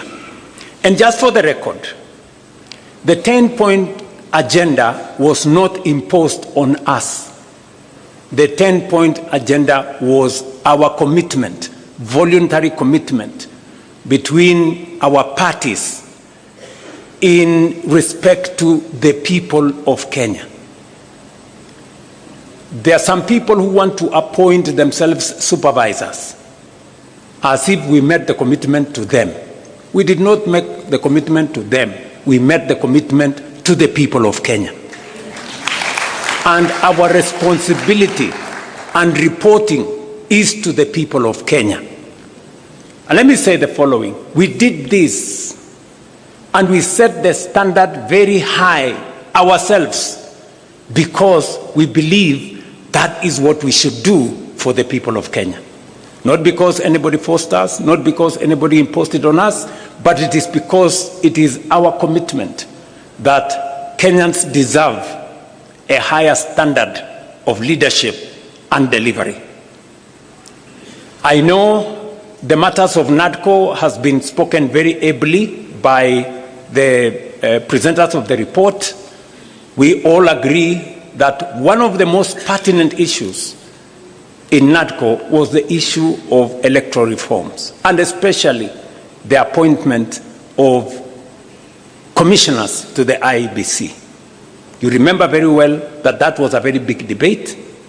Today, we have gone through the process. The court processes have been dispensed with, and today we have a functioning Independent Electoral and Boundaries Commission. It has already conducted several by-elections, and as a show of confidence in this broad-based administration, all the parliamentary elections that have been held have been won by broad-based. I said all of them. Yes. Just for good record, and we are not to say me. That's what it is. Yeah, those are the facts. In fact, the last by-elections that were held, of the 4 seats that were in contest, Broadbased won all of them. Again, for good record. But that is not what I'm trying to say here. I'm trying to say that we are faithful to our commitment on matters to do with legislation that is there in Parliament. We know there has been back and forth between the two houses. We will be recommending in this PG that we have a broad-based negotiating team. One that is going to sit with both houses of Parliament, comprising membership from both houses of Parliament. Because if broad-based decides, Parliament will decide. Is that true? Yes. Because we have the numbers to drive it through both houses of Parliament. So I want us to raise the standard a bit so that we establish a broad-based negotiating committee or mediation committee to assist us on all the items that have been presented for legislation in Parliament by NADCO. One has already been dispensed with. The matter of NGCDF. The courts have given direction, and therefore the legislation that had been presented to Parliament is now what the lawyers called factors of issue. I mean, it's been dispensed with. So we now need to pick on what the directions court has given to do the rest of the funds. Let me speak specifically to some 6 or 7 critical issues that I have distilled from the report that was presented to us, especially on those 6 or 7 issues. Number one is inclusivity, and especially the matter of cost of living. The people of Kenya have spoken with clarity on how they want our country to be much more inclusive, and for us to be able to have a society that leaves nobody behind. We have done 5 issues on this subject of inclusivity and cost of living. Number one, we now have a policy on the marginalized in Kenya. We have provided bursaries for their children. We have provided many other interventions that will assist minorities, people who perceive to be marginalized, for them to be brought into the bracket and so that they are not left behind. We have deliberately dealt on matters that finally dictate cost of living. And there are 4 matters that dictate cost of living. Cost of food, cost of fuel, because it influences our transport, the cost Kenyans pay for healthcare, and the cost Kenyans pay for their children to go to school. We have addressed all the 5 issues. Number one, on food inflation, on matters to do with food, we have transformed our agricultural sector. We can confidently stand here and say we did, over the last year or 2 years, we have produced more maize, we have produced more tea, more coffee, more sugarcane, and the whole productivity space has risen. It is the reason why today the prices of unga are different from where they were in 2022. We have made a commitment to that. Number two, we have managed our economy well. That is why fuel inflation has come down. Cost of fuel was 218 at some point per litre. It has come down by almost 30%. And it is because we have taken deliberate steps to stabilize our currency and to make sure that we don't pay more for fuel because our currency is not behaving. We have done the third thing. On matters to do with school fees, you all remember we have undertaken education reform. We've raised the budget for education from 500 billion. This financial year, it was 702 billion. The budget that we're going to read in July is 765 billion. Why are we raising resources on matters education? Because we are putting more money in making sure that every child goes to school. We have not only hired more teachers, because if government does not pay for those teachers, boards of governors pay for them, which means parents pay for them. We've hired more teachers to lift up the burden on parents from paying board of governors teachers. Number two, we have reduced fees for our university and TVET institutions by between 10 and 40%. The committees on education are here. We have also, as of this week, reduced the fees for our TVET institutions from 105,000 per year to now a standardized 67,000 per year. You heard the Minister for Education announce that this week. It is because we want to make sure that we lift the burden of parents on matters to do with school fees. And that is the standardized fee. And then we will now go in with all the bursaries. The counties are given all the bursaries. The NGCDF is giving. And we have signed agreements with counties. You remember the Comptroller of Budget did raise issues on counties supporting bursaries. The Ministry of Education has signed with all the counties. Now, county governments can give bursaries to all our children because there are no children for national government or county government.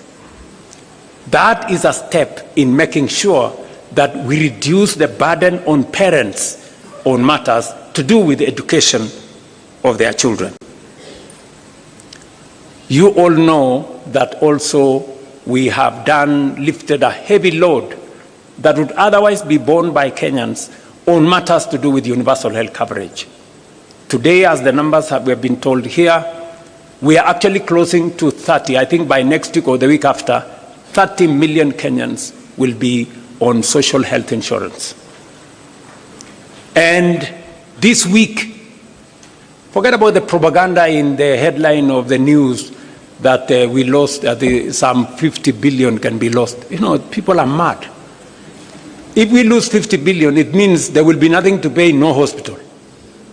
This week alone, we are paying 16.2 billion shillings, this week alone, for PHC and for SHIF, this week alone.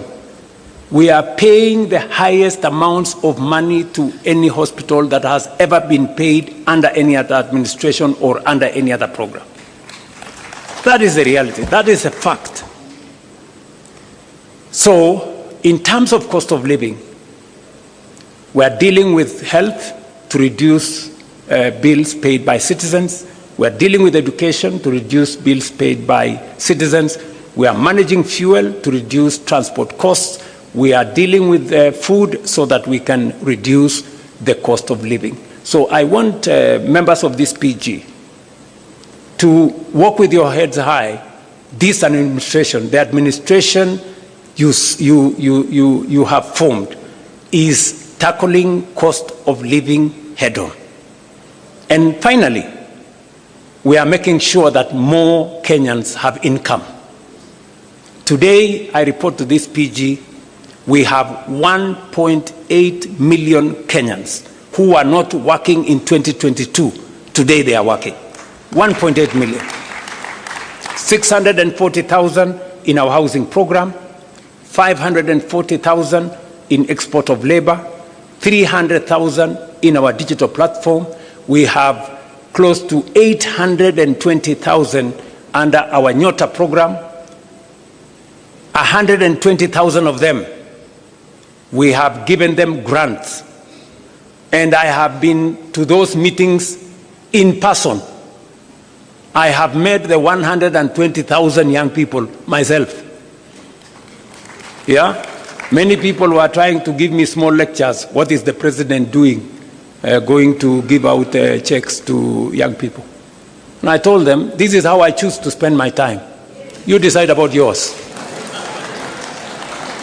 Okay? Because I believe the young people of this country deserve my time.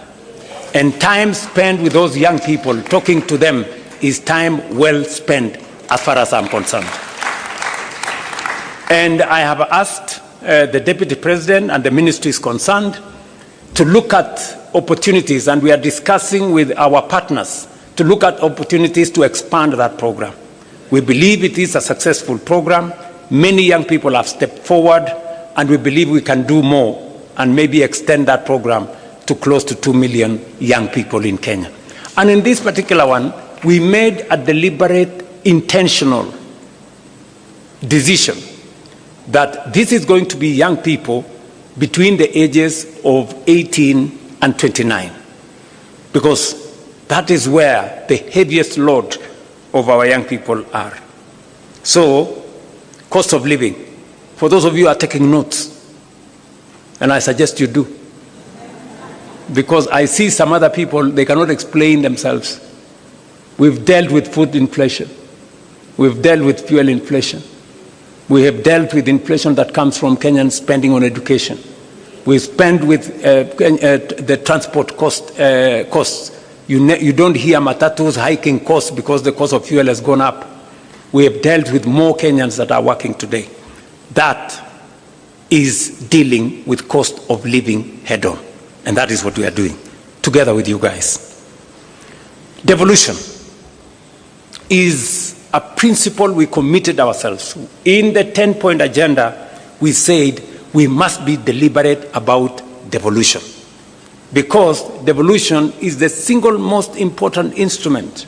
In fact, it is the heart of the new constitution, making sure that resources and the power to decide on those resources goes to the grassroots. What have we done on devolution ever since we agreed on this 10-point agenda? Number one, we committed that we are going to increase the shareable revenue. Last year, we increased 30 billion from 385 to 415 billion. This year, we are going to increase from 415 billion by another 35 billion to 450 billion. That is the commitment we made to ourselves that we would do.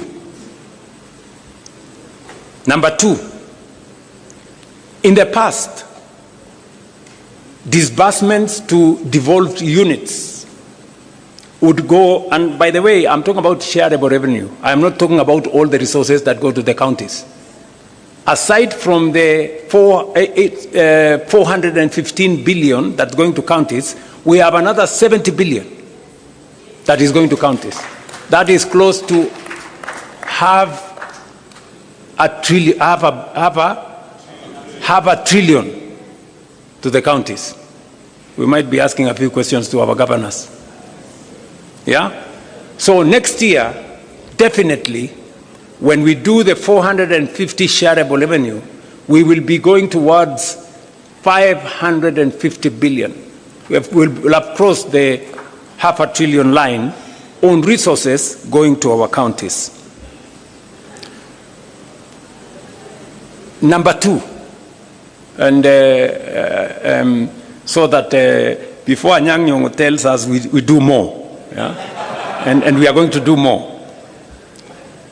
In the past, money meant for devolution, some of it would be carried over to the next year because not all the monies were disbursed.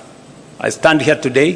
For the last 2 years, we have not carried over a single cent. We have paid all the monies for devolution. At the end of the year, we made sure that we didn't cross over with any.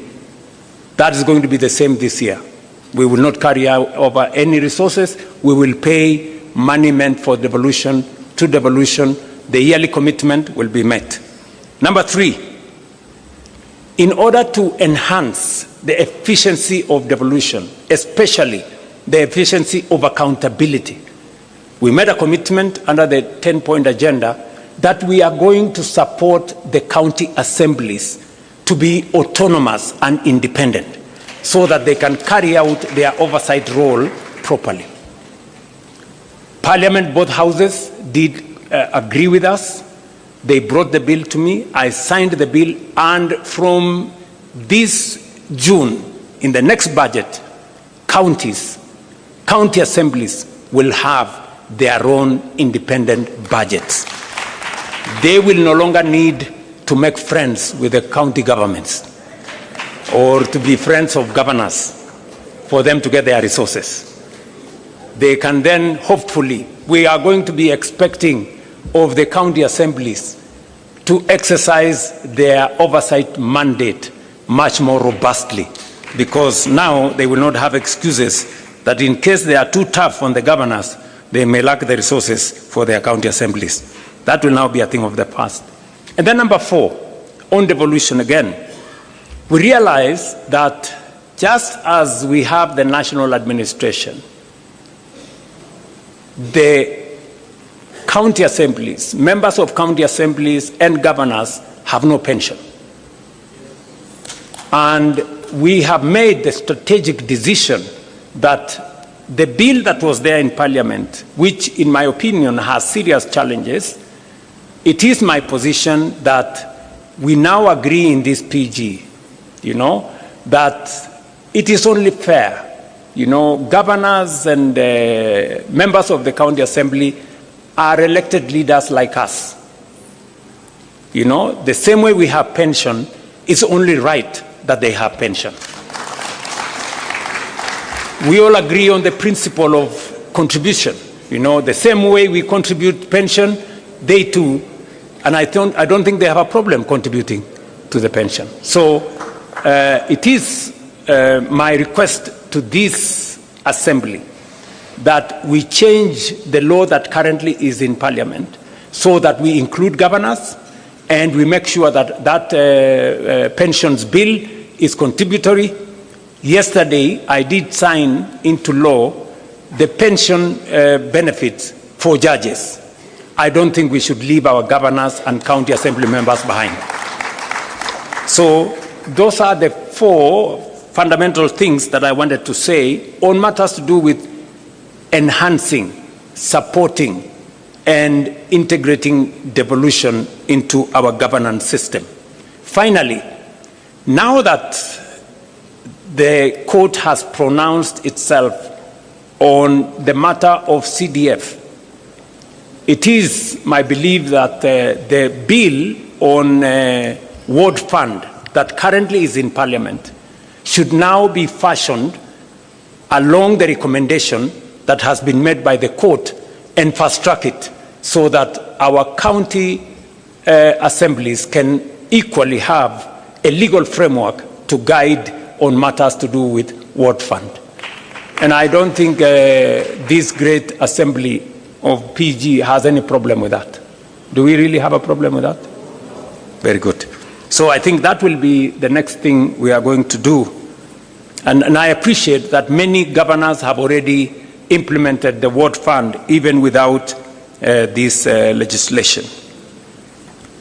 Now, let me go to the third issue that I thought is important for us. The matter to do with leadership, integrity, and the fight against corruption. This is a key commitment that we made under the 10-point agenda. Now, let me say the following on this matter. Number one, as part of our commitment to leadership, integrity, and the fight against corruption, you know very well we had a candid conversation on holding ourselves as leaders to the highest standard of integrity. You remember, members here, I don't want to remind you, but you remember we had a difficult decision. We had a difficult conversation, right, on that matter. It is because we chose ourselves, these members, we chose that we need to raise the bar. And I want to thank members of parliament here. You passed the conflict of interest bill, which I signed into law. If there is a demonstration of leaders sitting here that they want to be held to the highest standard of integrity, it is your passing of the conflict of interest bill. Today, it is law in Kenya. And I want to congratulate both houses for stepping up and measuring up to the yardstick of integrity. Number two, we have taken the deliberate decision that to eliminate corruption, to remove inefficiency, we must digitize all government services. Today, from 320 government services in 2022, we have 30,000 government services digitized. That has significantly eliminated bottlenecks. eCitizen today collects more than 1 billion shillings every day. It is a platform that is traceable. It is a platform that's accountable. The old system where people were paying cash and paying through checks and paying through corners and paying through pay bills, we have stopped. And today, if you pay on eCitizen, you don't need a receipt because it is traceable from who paid, for what service, to what account. We have digitized government services as part of our commitment to eliminating corruption. Number two, I did sign into law, June last year, the money laundering and anti-terrorism financing law. Again, as our commitment as an administration and as a country to transparency, to accountability, that illicit flow of money does not find its way into Kenya. As I speak to you, we also undertook three significant steps as a means of accountability and reducing on corruption. Professor Anyang', who was in our treasury, will tell you we have been struggling for the last almost 20 years to do what we called single treasury account. It has never happened. It has happened this year. We have been struggling to do what we call zero-based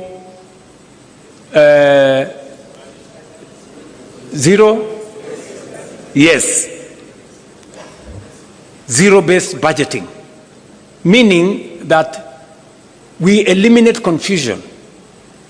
There was an element where people were saying corruption is budgeted. This time round, we are introducing greater accountability on budgeting to make sure that for every budget, every year we bring it to zero. We know what was achieved, what was not achieved, and then we plan again. So those two, and then finally, we are undertaking the e-government procurement. We know it has caused difficulties. It has not been easy. But it has not been easy because those people who are used to manipulating things and tenders and what have really fought this matter. We agreed on EGP like 8 years ago. I think it was 2020. It has been in the books. It has never been implemented. We have implemented it this year. Why? Because we want government procurement to be transparent. We want accountability. And we want to know if you are selling to government, are we getting a fair price?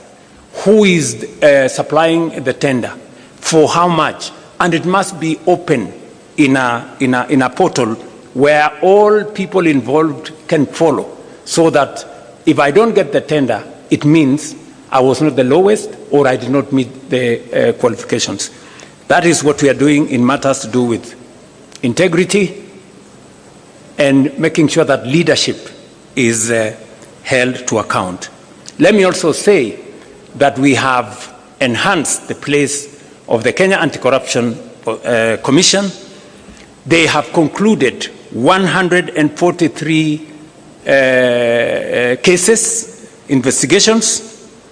They have already obtained in the last 3 years 86 convictions, and because we have always been told convictions is a challenge, we have achieved 86 convictions, and especially we have enhanced their capacity to seize assets.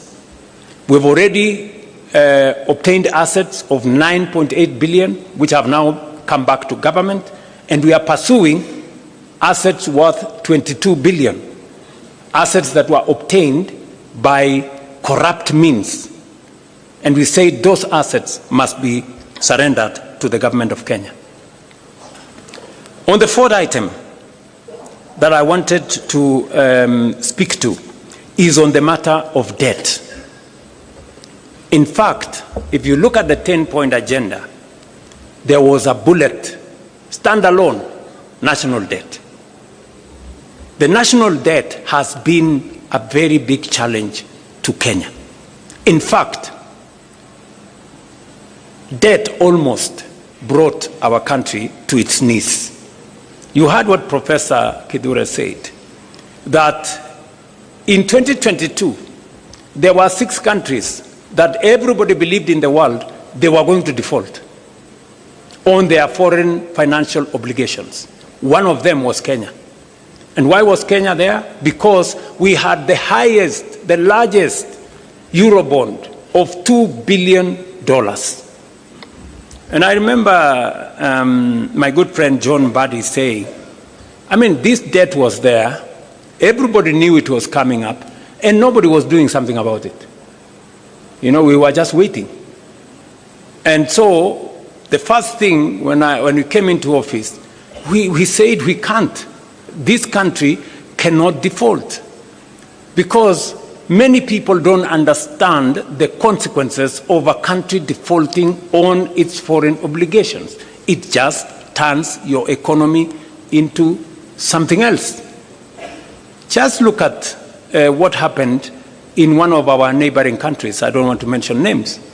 When they defaulted, their currency was devalued by 100%. Just imagine Kenya's currency moving from 120 to 240. Would we have a country left here? And you know, there were very many people who were persuaded that the Kenya currency was going to go to 200. In fact, I remember speaking to one of the bankers, who is no longer my friend, because he was among the people who, you know, imagined, they were already piling up dollars, because they imagined that when it gets to 200, they will make a killing.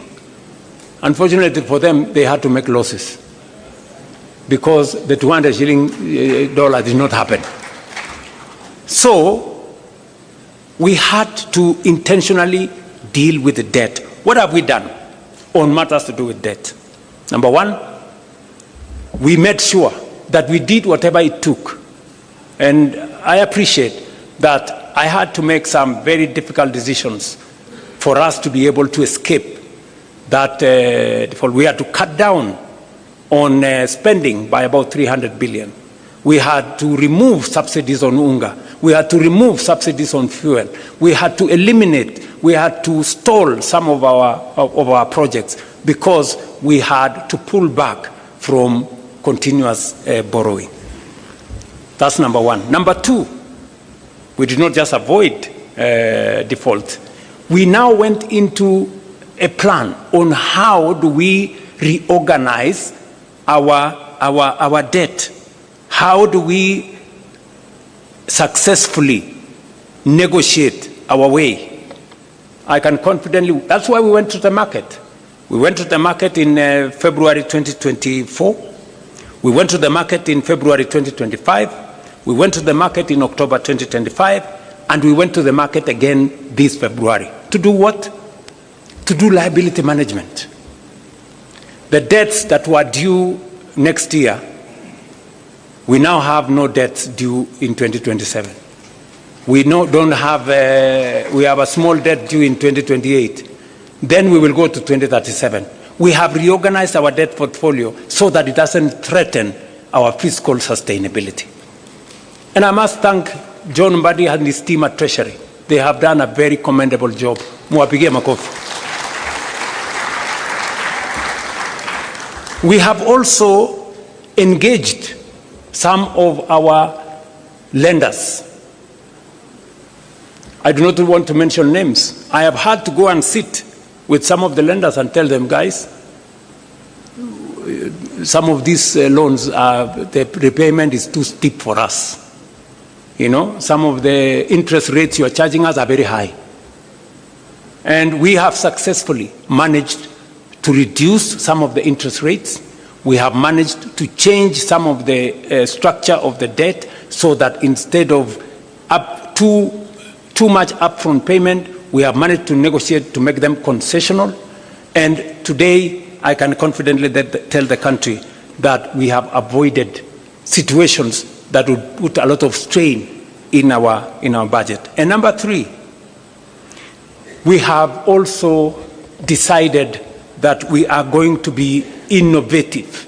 We are going to be creative in how we do public assets.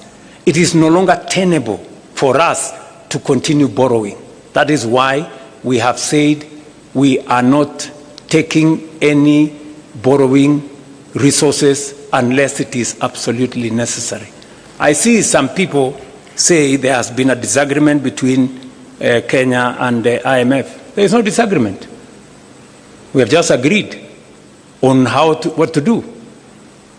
We have agreed that if we need your money, we will come for it. If we don't need it, we will do with the resources we have. I mean, how does that amount to a disagreement? Are we together? Yes. I mean, is it wrong to be able to stand on your own and do your own stuff? Is that a weakness or a strength? Yes. To me, akili bwana. So, what have we done? We have decided to have alternative instruments of financing our development. We went the route of securitization. Many people told us, oh, you are going to do this. Because of securitization, and I must thank members of parliament, when I negotiated with you and I told you, guys, forgo these 7 shillings, it will help us raise money. We raised 175 billion shillings. We returned all the contractors to our roads. We paid them. Today, we have 6,000 kilometers of road going on in Kenya. We have 90% of our contractors are back on site, and new roads are now being contracted because we decided not to continuously depend on the budget. We looked for alternative instruments of financing our road infrastructure. We are doing the same with Talanta. We are doing the same. Look, when I say innovative, I was explaining today in the morning, how did we decide to finance Talanta? The sports fund has been a fund that has been there forever. That sports fund has not achieved much because you find a few, a small project there. Most of the money is lost. Another project there, some cabro in some place, some gate in some place.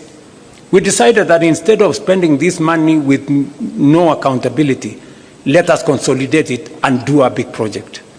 Today, And somebody was saying, oh, you know, William Ruto has pledged for 15 years money from the sports fund. Yes, we have done it. But at least we have Talanta Stadium complete, standing here. Tell me, sports fund has been there for 20 years. Which other project has it done? Can you show me one project? At least I can show you what it's going to do for 15 years. Are we together? Yes, that's how innovation works. How are we building bombers? Have you seen any budget have you seen any approval of any line of budget in Parliament for bombers? We are building bombers using the tourism levy. Tourism levy has never done anything for this country for the last 30 years. Nothing. Kuna kitu mara sijui nini naenda kusponsor kitu moja hapo, naenda kusponsor pale, nagawiwa sijui waziri achukue pesa ngapi, sijui nani achukue pesa ngapi.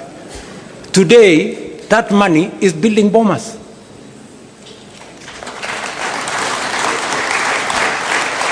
Friends, that is how thinking out of the box looks like. Kwani mlikuwa mnafikiri thinking out of the box ni kufanya kitu gani? You know, if we had gone to borrow money to build all this, we would be in trouble, you know. So we have decided to think outside the box. Securitization. We are discussing today proceeds from some of our mature assets. When we discussed about selling a stake in Kenya Pipeline, oh, many people said, oh, you want to sell the family jewel, or you want to sell this. We've done privatization before. We privatized Kenya Airways, we privatized KCB, we privatized Safaricom, we privatized I don't know which company. But today, we cannot account for the proceeds of that privatization. We are doing it differently. And that is why Parliament passed the National Infrastructure Fund. It is not an experiment, as I said yesterday. It is what other countries have done. It's what India has done. It's what the UK has done. It's what Ghana has done. It's what South Africa have done. And that is the way to the future. This morning, Leo, I rang the bell at Nairobi's Securities Exchange, and we collected 106 billion from the sale of our stake in Kenya Pipeline IPO. And we are going to put that money in the National Infrastructure Fund. You know, let me explain to you. If we don't have the National Infrastructure Fund, the National Infrastructure Fund gives us a different leverage. It multiplies that 106 billion 10 times. You know, not through magic, no, through innovation, creativity, and financing.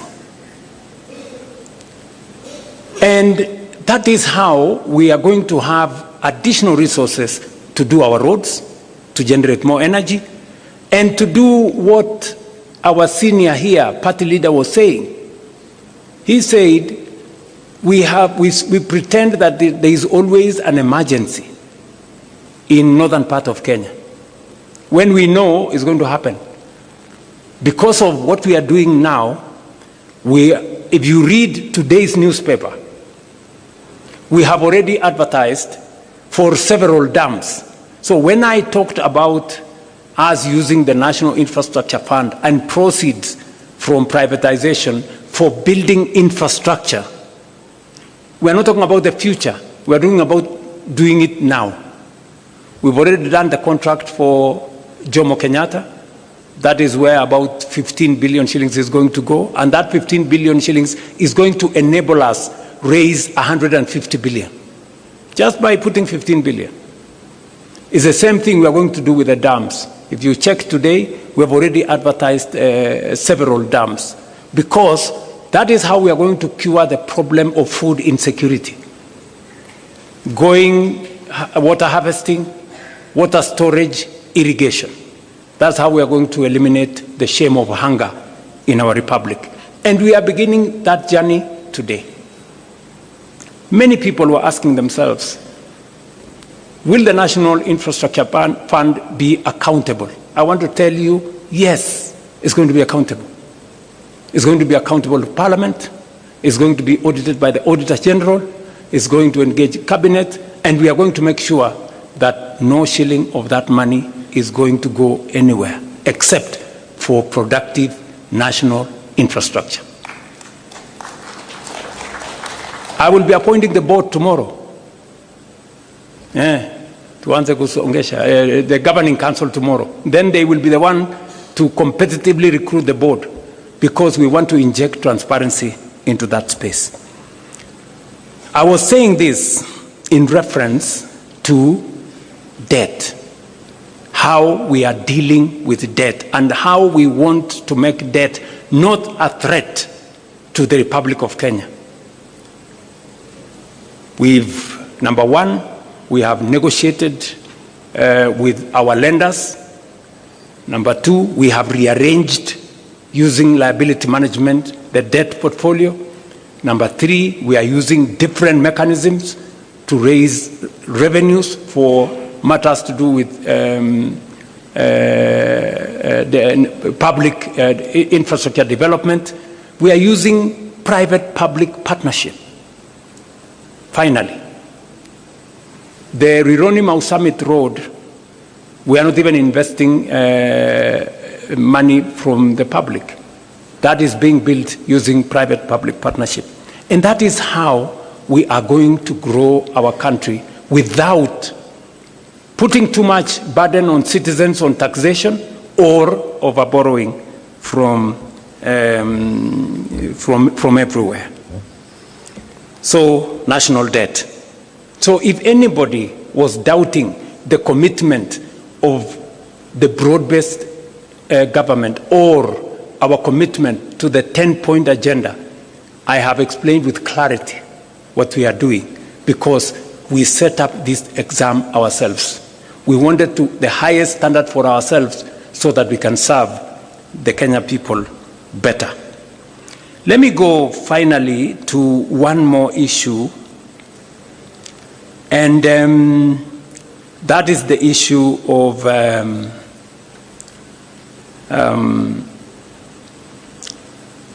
the subject we committed ourselves to, which was peaceful assembly and making sure that the victims of protests are compensated, although we have been told here, and it is correct by the party leader of ODM, that you can never compensate life, but you can do something about it.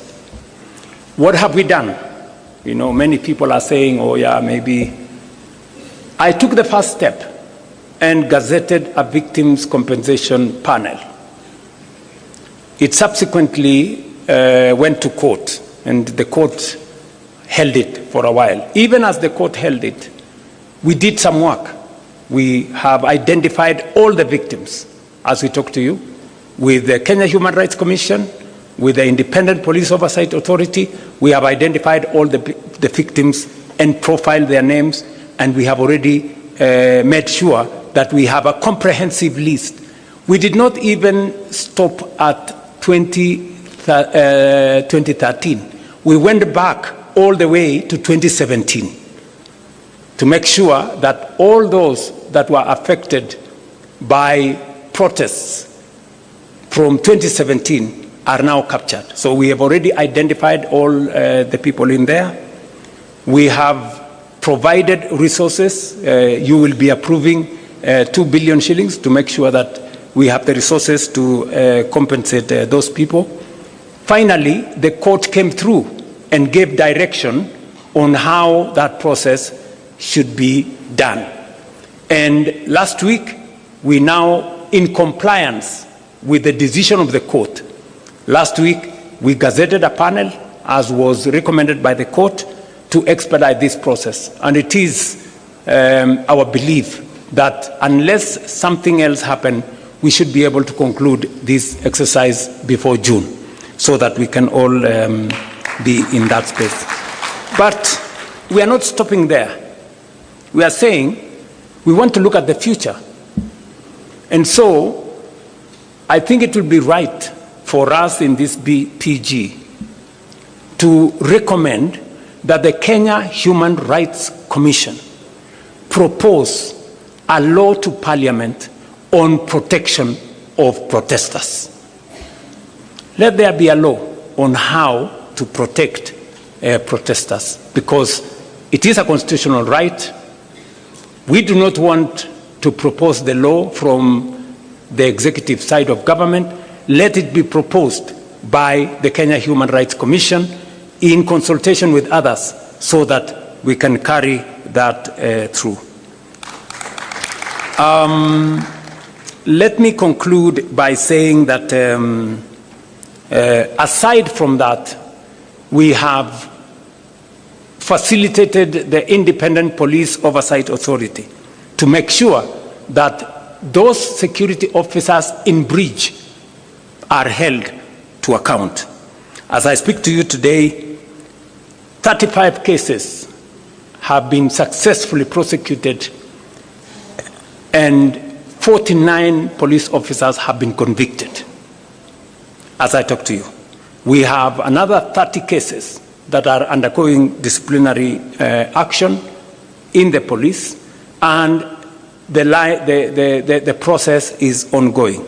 We have implored on the Police Oversight Authority to appropriate this mandate as efficiently as they can so that we can all move together in that same direction. On matters to do with the rule of law, I think it was explained to us here with a lot of clarity. Number one, we are facilitating the courts to make sure that they have the human capital to deliver on this mandate. I did swear in 11 judges of Court of Appeal. There is an ongoing process of hiring more judges. There is also an ongoing process of hiring more magistrates. We have provided the resources for that.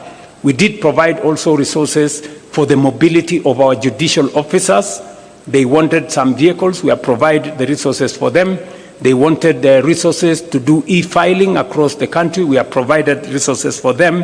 And yesterday, as I said, with the passage of Parliament of the benefits, especially pension benefits bill for judges, yesterday I did sign it into law so that we can give our judicial officers greater capacity and be able to, for them to be able to appropriate and discharge their mandate as is required of them by the Constitution. So, in a nutshell, these are the items I wanted to speak to you about, just as summary of the items that we are engaged in as an administration. And we are not doing this to satisfy the 10-point agenda. No, we are doing this because it is good for Kenya. And because we made a commitment, not by force, but because we wanted to do it. And I am very confident that working with you, we will find the way into the future together. Finally,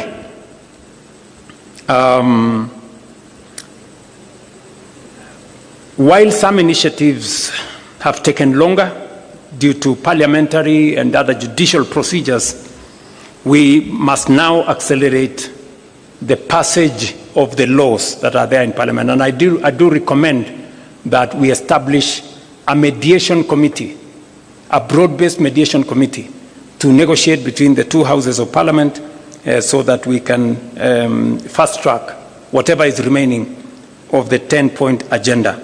I know the committee, the Oversight Committee, have requested us to extend their term by only 60 days for them to conclude some of the processes they are doing. And I think it's only fair. They have done a great job. I think it's only fair that we extend that by 60 days. I don't know whether that is agreeable to members here. Will as many as of that opinion say aye? Aye. Will as many of the contrary opinion don't speak? Okay. All right. So I think it is so extended. And finally, I want to secure your concurrence that we ask the leadership of Parliament to establish a broad-based mediation committee to negotiate on some of the issues that are outstanding on the NADCO bills that are in Parliament. Do we agree that we establish a broad-based mediation committee? I put a question. Will as many as of that opinion that we establish a broad-based mediation committee say aye? Aye.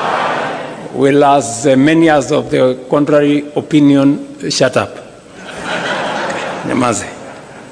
Okay? So I think that is that. And finally, I want to request that with where we have reached, I don't know whether this is the right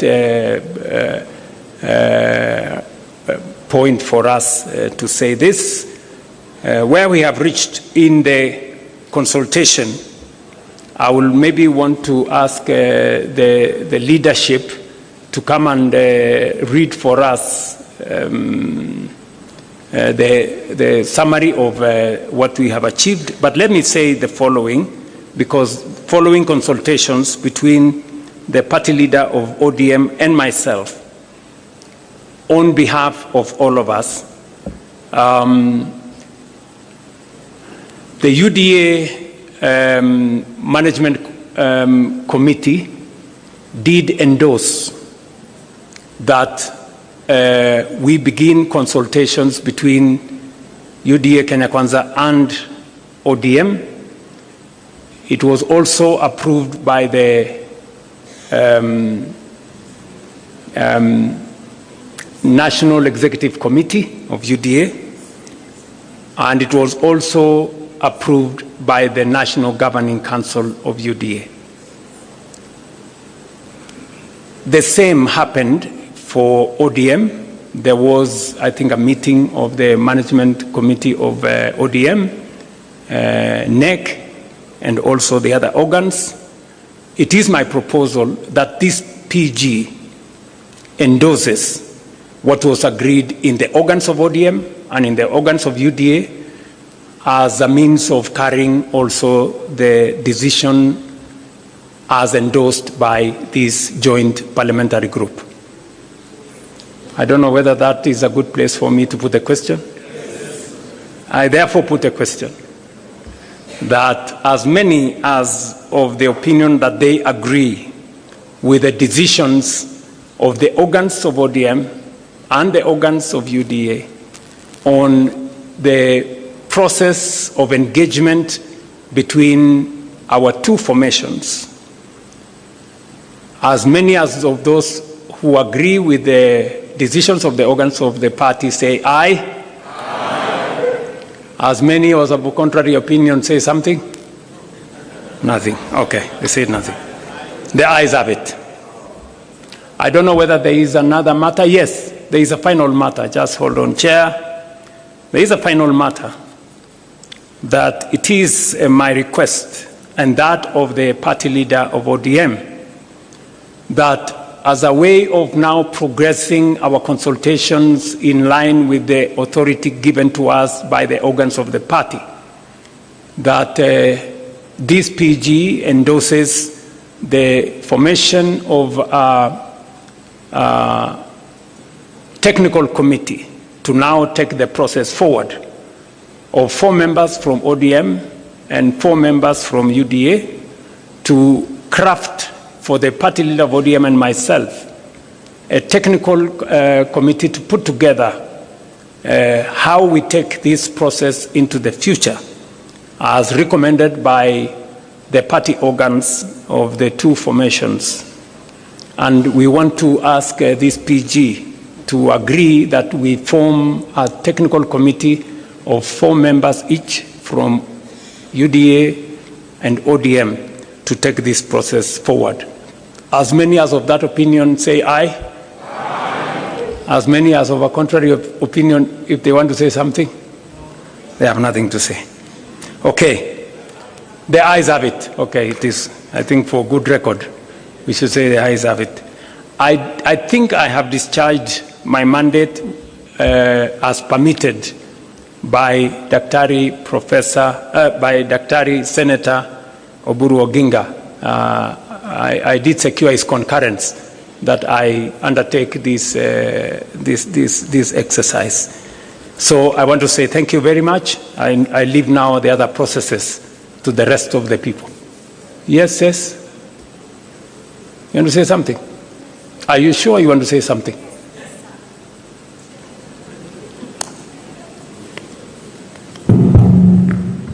Sir, I'm sorry I have to speak before you come down. Please say something about the 2/3 gender rule. It is silent in this report, even under the recommendations of the ZANI committee. They are silent about the way forward. No, it is not there. It's there. Just mentioned. It is there, can somebody read out the Chair, it is there, says. Your Excellency, please let me read for you. We cannot make such a fatal mistake. You know, Your Excellency. Item number 1, constitutional amendment. Yes. Yeah, but so, you know, sir, you know how critical this matter is. Yes. Your pronouncement means a lot to the women of this country. It is very, very important that this is mentioned right here and now. Respectfully. Let me be specific. Let me be specific. Part of the reason why we believe there is need for a broad-based mediation committee is because the constitutional amendments that have been proposed, including that specific one on 2/3 gender rule, we need as a broad-based to agree on a common position, both in the National Assembly and the Senate. And primarily, that is the reason why we are proposing that mediation committee. And we all agree in this PG that we are in support, at least party leader Oburu Oginga and myself support 100% the matter of the 2/3 gender rule, and this parliamentary group in its entirety, without any exceptions, support the 2-gender rule. We'll ask 2/3 gender rule. Will as many as of that opinion say aye? Aye. Honestly says, we are all in. Yeah, we are all in. So thank you very much.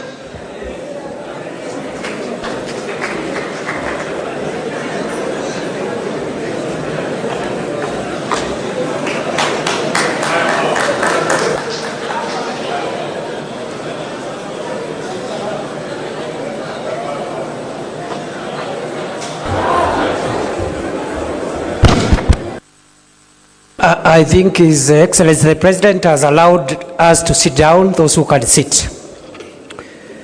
Ni fire, see fire. Ni power, see power. Fire, power. Now, we've run out of time. We will very quickly conclude by acknowledging Your Excellency in this meeting.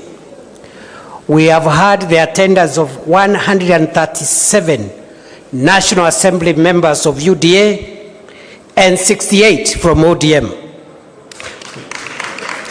137, from UDA and its affiliates in Kenya Kwanza, and 68 from ODM, total 205. Members of the Senate from Kenya Kwanza, 22, and 38 from ODM, total 60. IALA members 3 from UDA and none from ODM. I don't know where the ODM IALA brigade is. The total numbers, National Assembly, 162. And from National Assembly, 106 from Senate, total, both houses, 268. Your Excellency, we also have Excellency governors, maybe those who are still here. I see Waigoro, Sakaja, Mungaro, Ntutu, Governor of Lamu. I see some of them have left, and the chair of the Council of Governors is also present. Your Excellency, because of time, you have had very clearly two major presentations. One, our scorecard as broad-based government. Two, our progress on this long-term issue about the 10-point agenda. Our two leaders have spoken, UDA, ODM. So really, unless there is something, maybe a comment or two, we can take them. And after that, I'll invite the House leadership of the two houses to come and flank those who will read the resolutions on behalf of the joint PG. And in the next 3-4 minutes, we can be out of here. Yes, Honorable Luoch, quickly. Honorable Luoch. Thank you, Your Excellency. Thank you, the Vice President, the Deputy President. I have only two comments to make, one by way of way forward. The main issue that I want to say is the communication that comes out of here must be clear and succinct in terms of what the 10-point agenda has achieved. Correct. And I think His Excellency, the President, has properly captured this. Yes. Much more than I see on this report, and not because they have done a bad job. I think we must recall this document and capture what the President has said in terms of what has been achieved, so that what goes out to the public captures both what the President has said and what the committee work has done, so that we don't give any room for miscommunication. My second and last point on the issue of governance and the rule of law is to provide for a consideration on how we can strengthen political parties and continue to fund political parties as per the law required. Thank you, Your Excellency. Good job. Can we take a position on that? He thinks the President's explanation has been a little more. Yes. We can do an executive summary and release a dispatch maybe later today. Not immediately now. Release a dispatch on the 10-point agenda in a more comprehensive manner. So members of the press, you will have to wait until later in the day for that dispatch to be issued. And also the funding of political parties, I think we are in concurrence. Will as many of that opinion say aye? Will as many of contrary opinion say nay? The ayes have it. Right, other than that, any other comment? I think that was a very good input. I think we are good. Please, House leaders, one more from a lady member there. The last one. Yes. A point of correction. Yes. Talanta Stadium is now Raila Amolo Odinga Stadium. Thank you. That should also be reflected for the record. Corrected, please. Thank you. Thank you very much. Now, I think this is a good position to end because of the pressure of the parliamentary time this afternoon. Thank you very much, the leaders of the both houses of parliament, both from the UDA and ODM side. We appreciate your giving us an opportunity to assist in the running of the affairs of this meeting. I now invite the leaders of both houses of parliament from both sides, UDA, ODM, to step forward and we'll get the resolutions read. After that, Gitonga, you will call for the national anthem. We conclude the meeting. Thank you. Thank you, DP. We'll ask Honorable Soro, Millie Odhiambo, if you're in the house, please step forward, and the two SGs.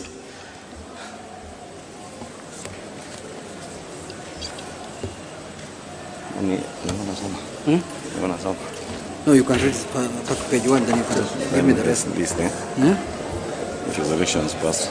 Okay. I will add that. No, answer hapa.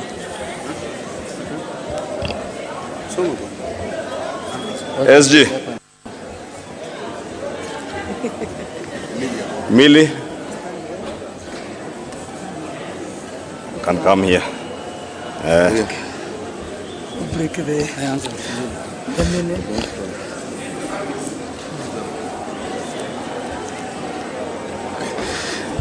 Your Excellency, if you allow me to also acknowledge among us those members who are here, we also have our partners and friends from Jubilee Party who are not part of ODM or Kenya Kwanza and are here, and we truly appreciate them for joining us. I'll now proceed to read the communique following the second joint ODM UDA parliamentary group meeting held at the KICC today in Nairobi. The joint parliamentary group of the United Democratic Alliance UDA and the Orange Democratic Movement ODM held its second meeting at the Kenyatta International Conference Center, Nairobi, on the 10th of March 2026. The meeting has reviewed progress made in the implementation of the broad-based government agenda over the past year and received a report from the Oversight Committee on the status of the 10-point agenda agreed upon under the Memorandum of Understanding between the two parties. The joint PG noted with satisfaction that approximately 80% of the agreed commitments have been implemented. The meeting reaffirmed that the Memorandum of Understanding between UDA and ODM is anchored on a 10-point agenda drawn largely from the recommendations of the National Dialogue Committee, NADCO, addressing key national priorities, including electoral reforms, the cost of living, governance, economic stability, and institutional reforms. Members have observed that the partnership has contributed significantly to political stability and created an enabling environment for the implementation of programs aimed at expanding economic opportunities, particularly for young people in our country, while strengthening sound economic management. The meeting further noted progress made in stabilizing the economy and addressing the cost of living through measures including reduced inflation, the continuous fertilizer subsidies program that is supporting farmers across the nation, expanded health care and health coverage under the Social Health Authority, strengthened anti-corruption measures, and the revival of the stalled road projects through the securitization of the Road Maintenance Levy Fund. I want to invite Honorable Junet to continue.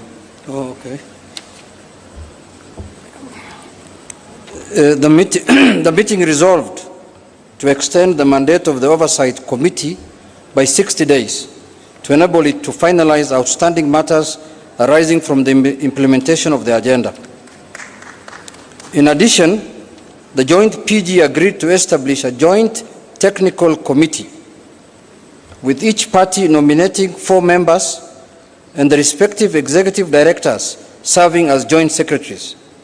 The committee will develop the shared policy agenda and priorities of the two parties, which will inform the work of a coalition framework to be considered later in the year.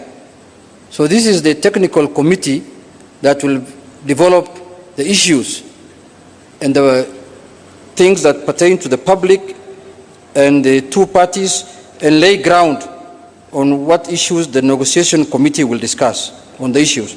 The joint parliamentary group reaffirmed its commitment to continued cooperation in the national interest and to advancing reforms aimed at strengthening Kenya's democracy, stabilizing the economy, and improving the livelihoods of the people of Kenya. The PG resolved to adopt all resolutions passed by organs of the parties. That's the end of our statement, and thank you very much, Your Excellency. In conclusion also, in the spirit of strengthening political parties, I want to bring to the attention of the PG that ODM is owed 12 billion shillings as their money. 12 billion. If we get that one, then we shall be very happy. Please take that. Thank you. I think, DP, I will invite you back to help us close the meeting and request members of the House Business Committee in both houses, please, immediately after this meeting, Honorable TJ, let us proceed straight into the meeting for the House Business Committee. Thank you.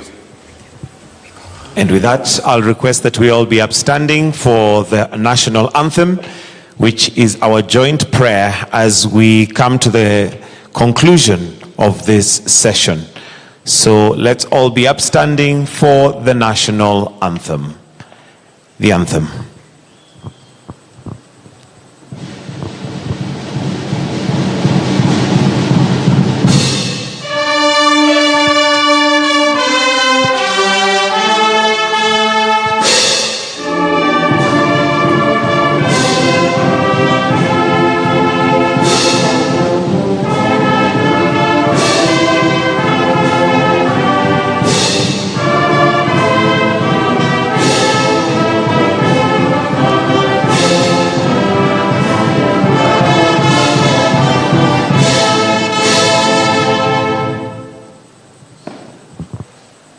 And with that, we'll now allow His Excellency to depart and leave at his own pleasure.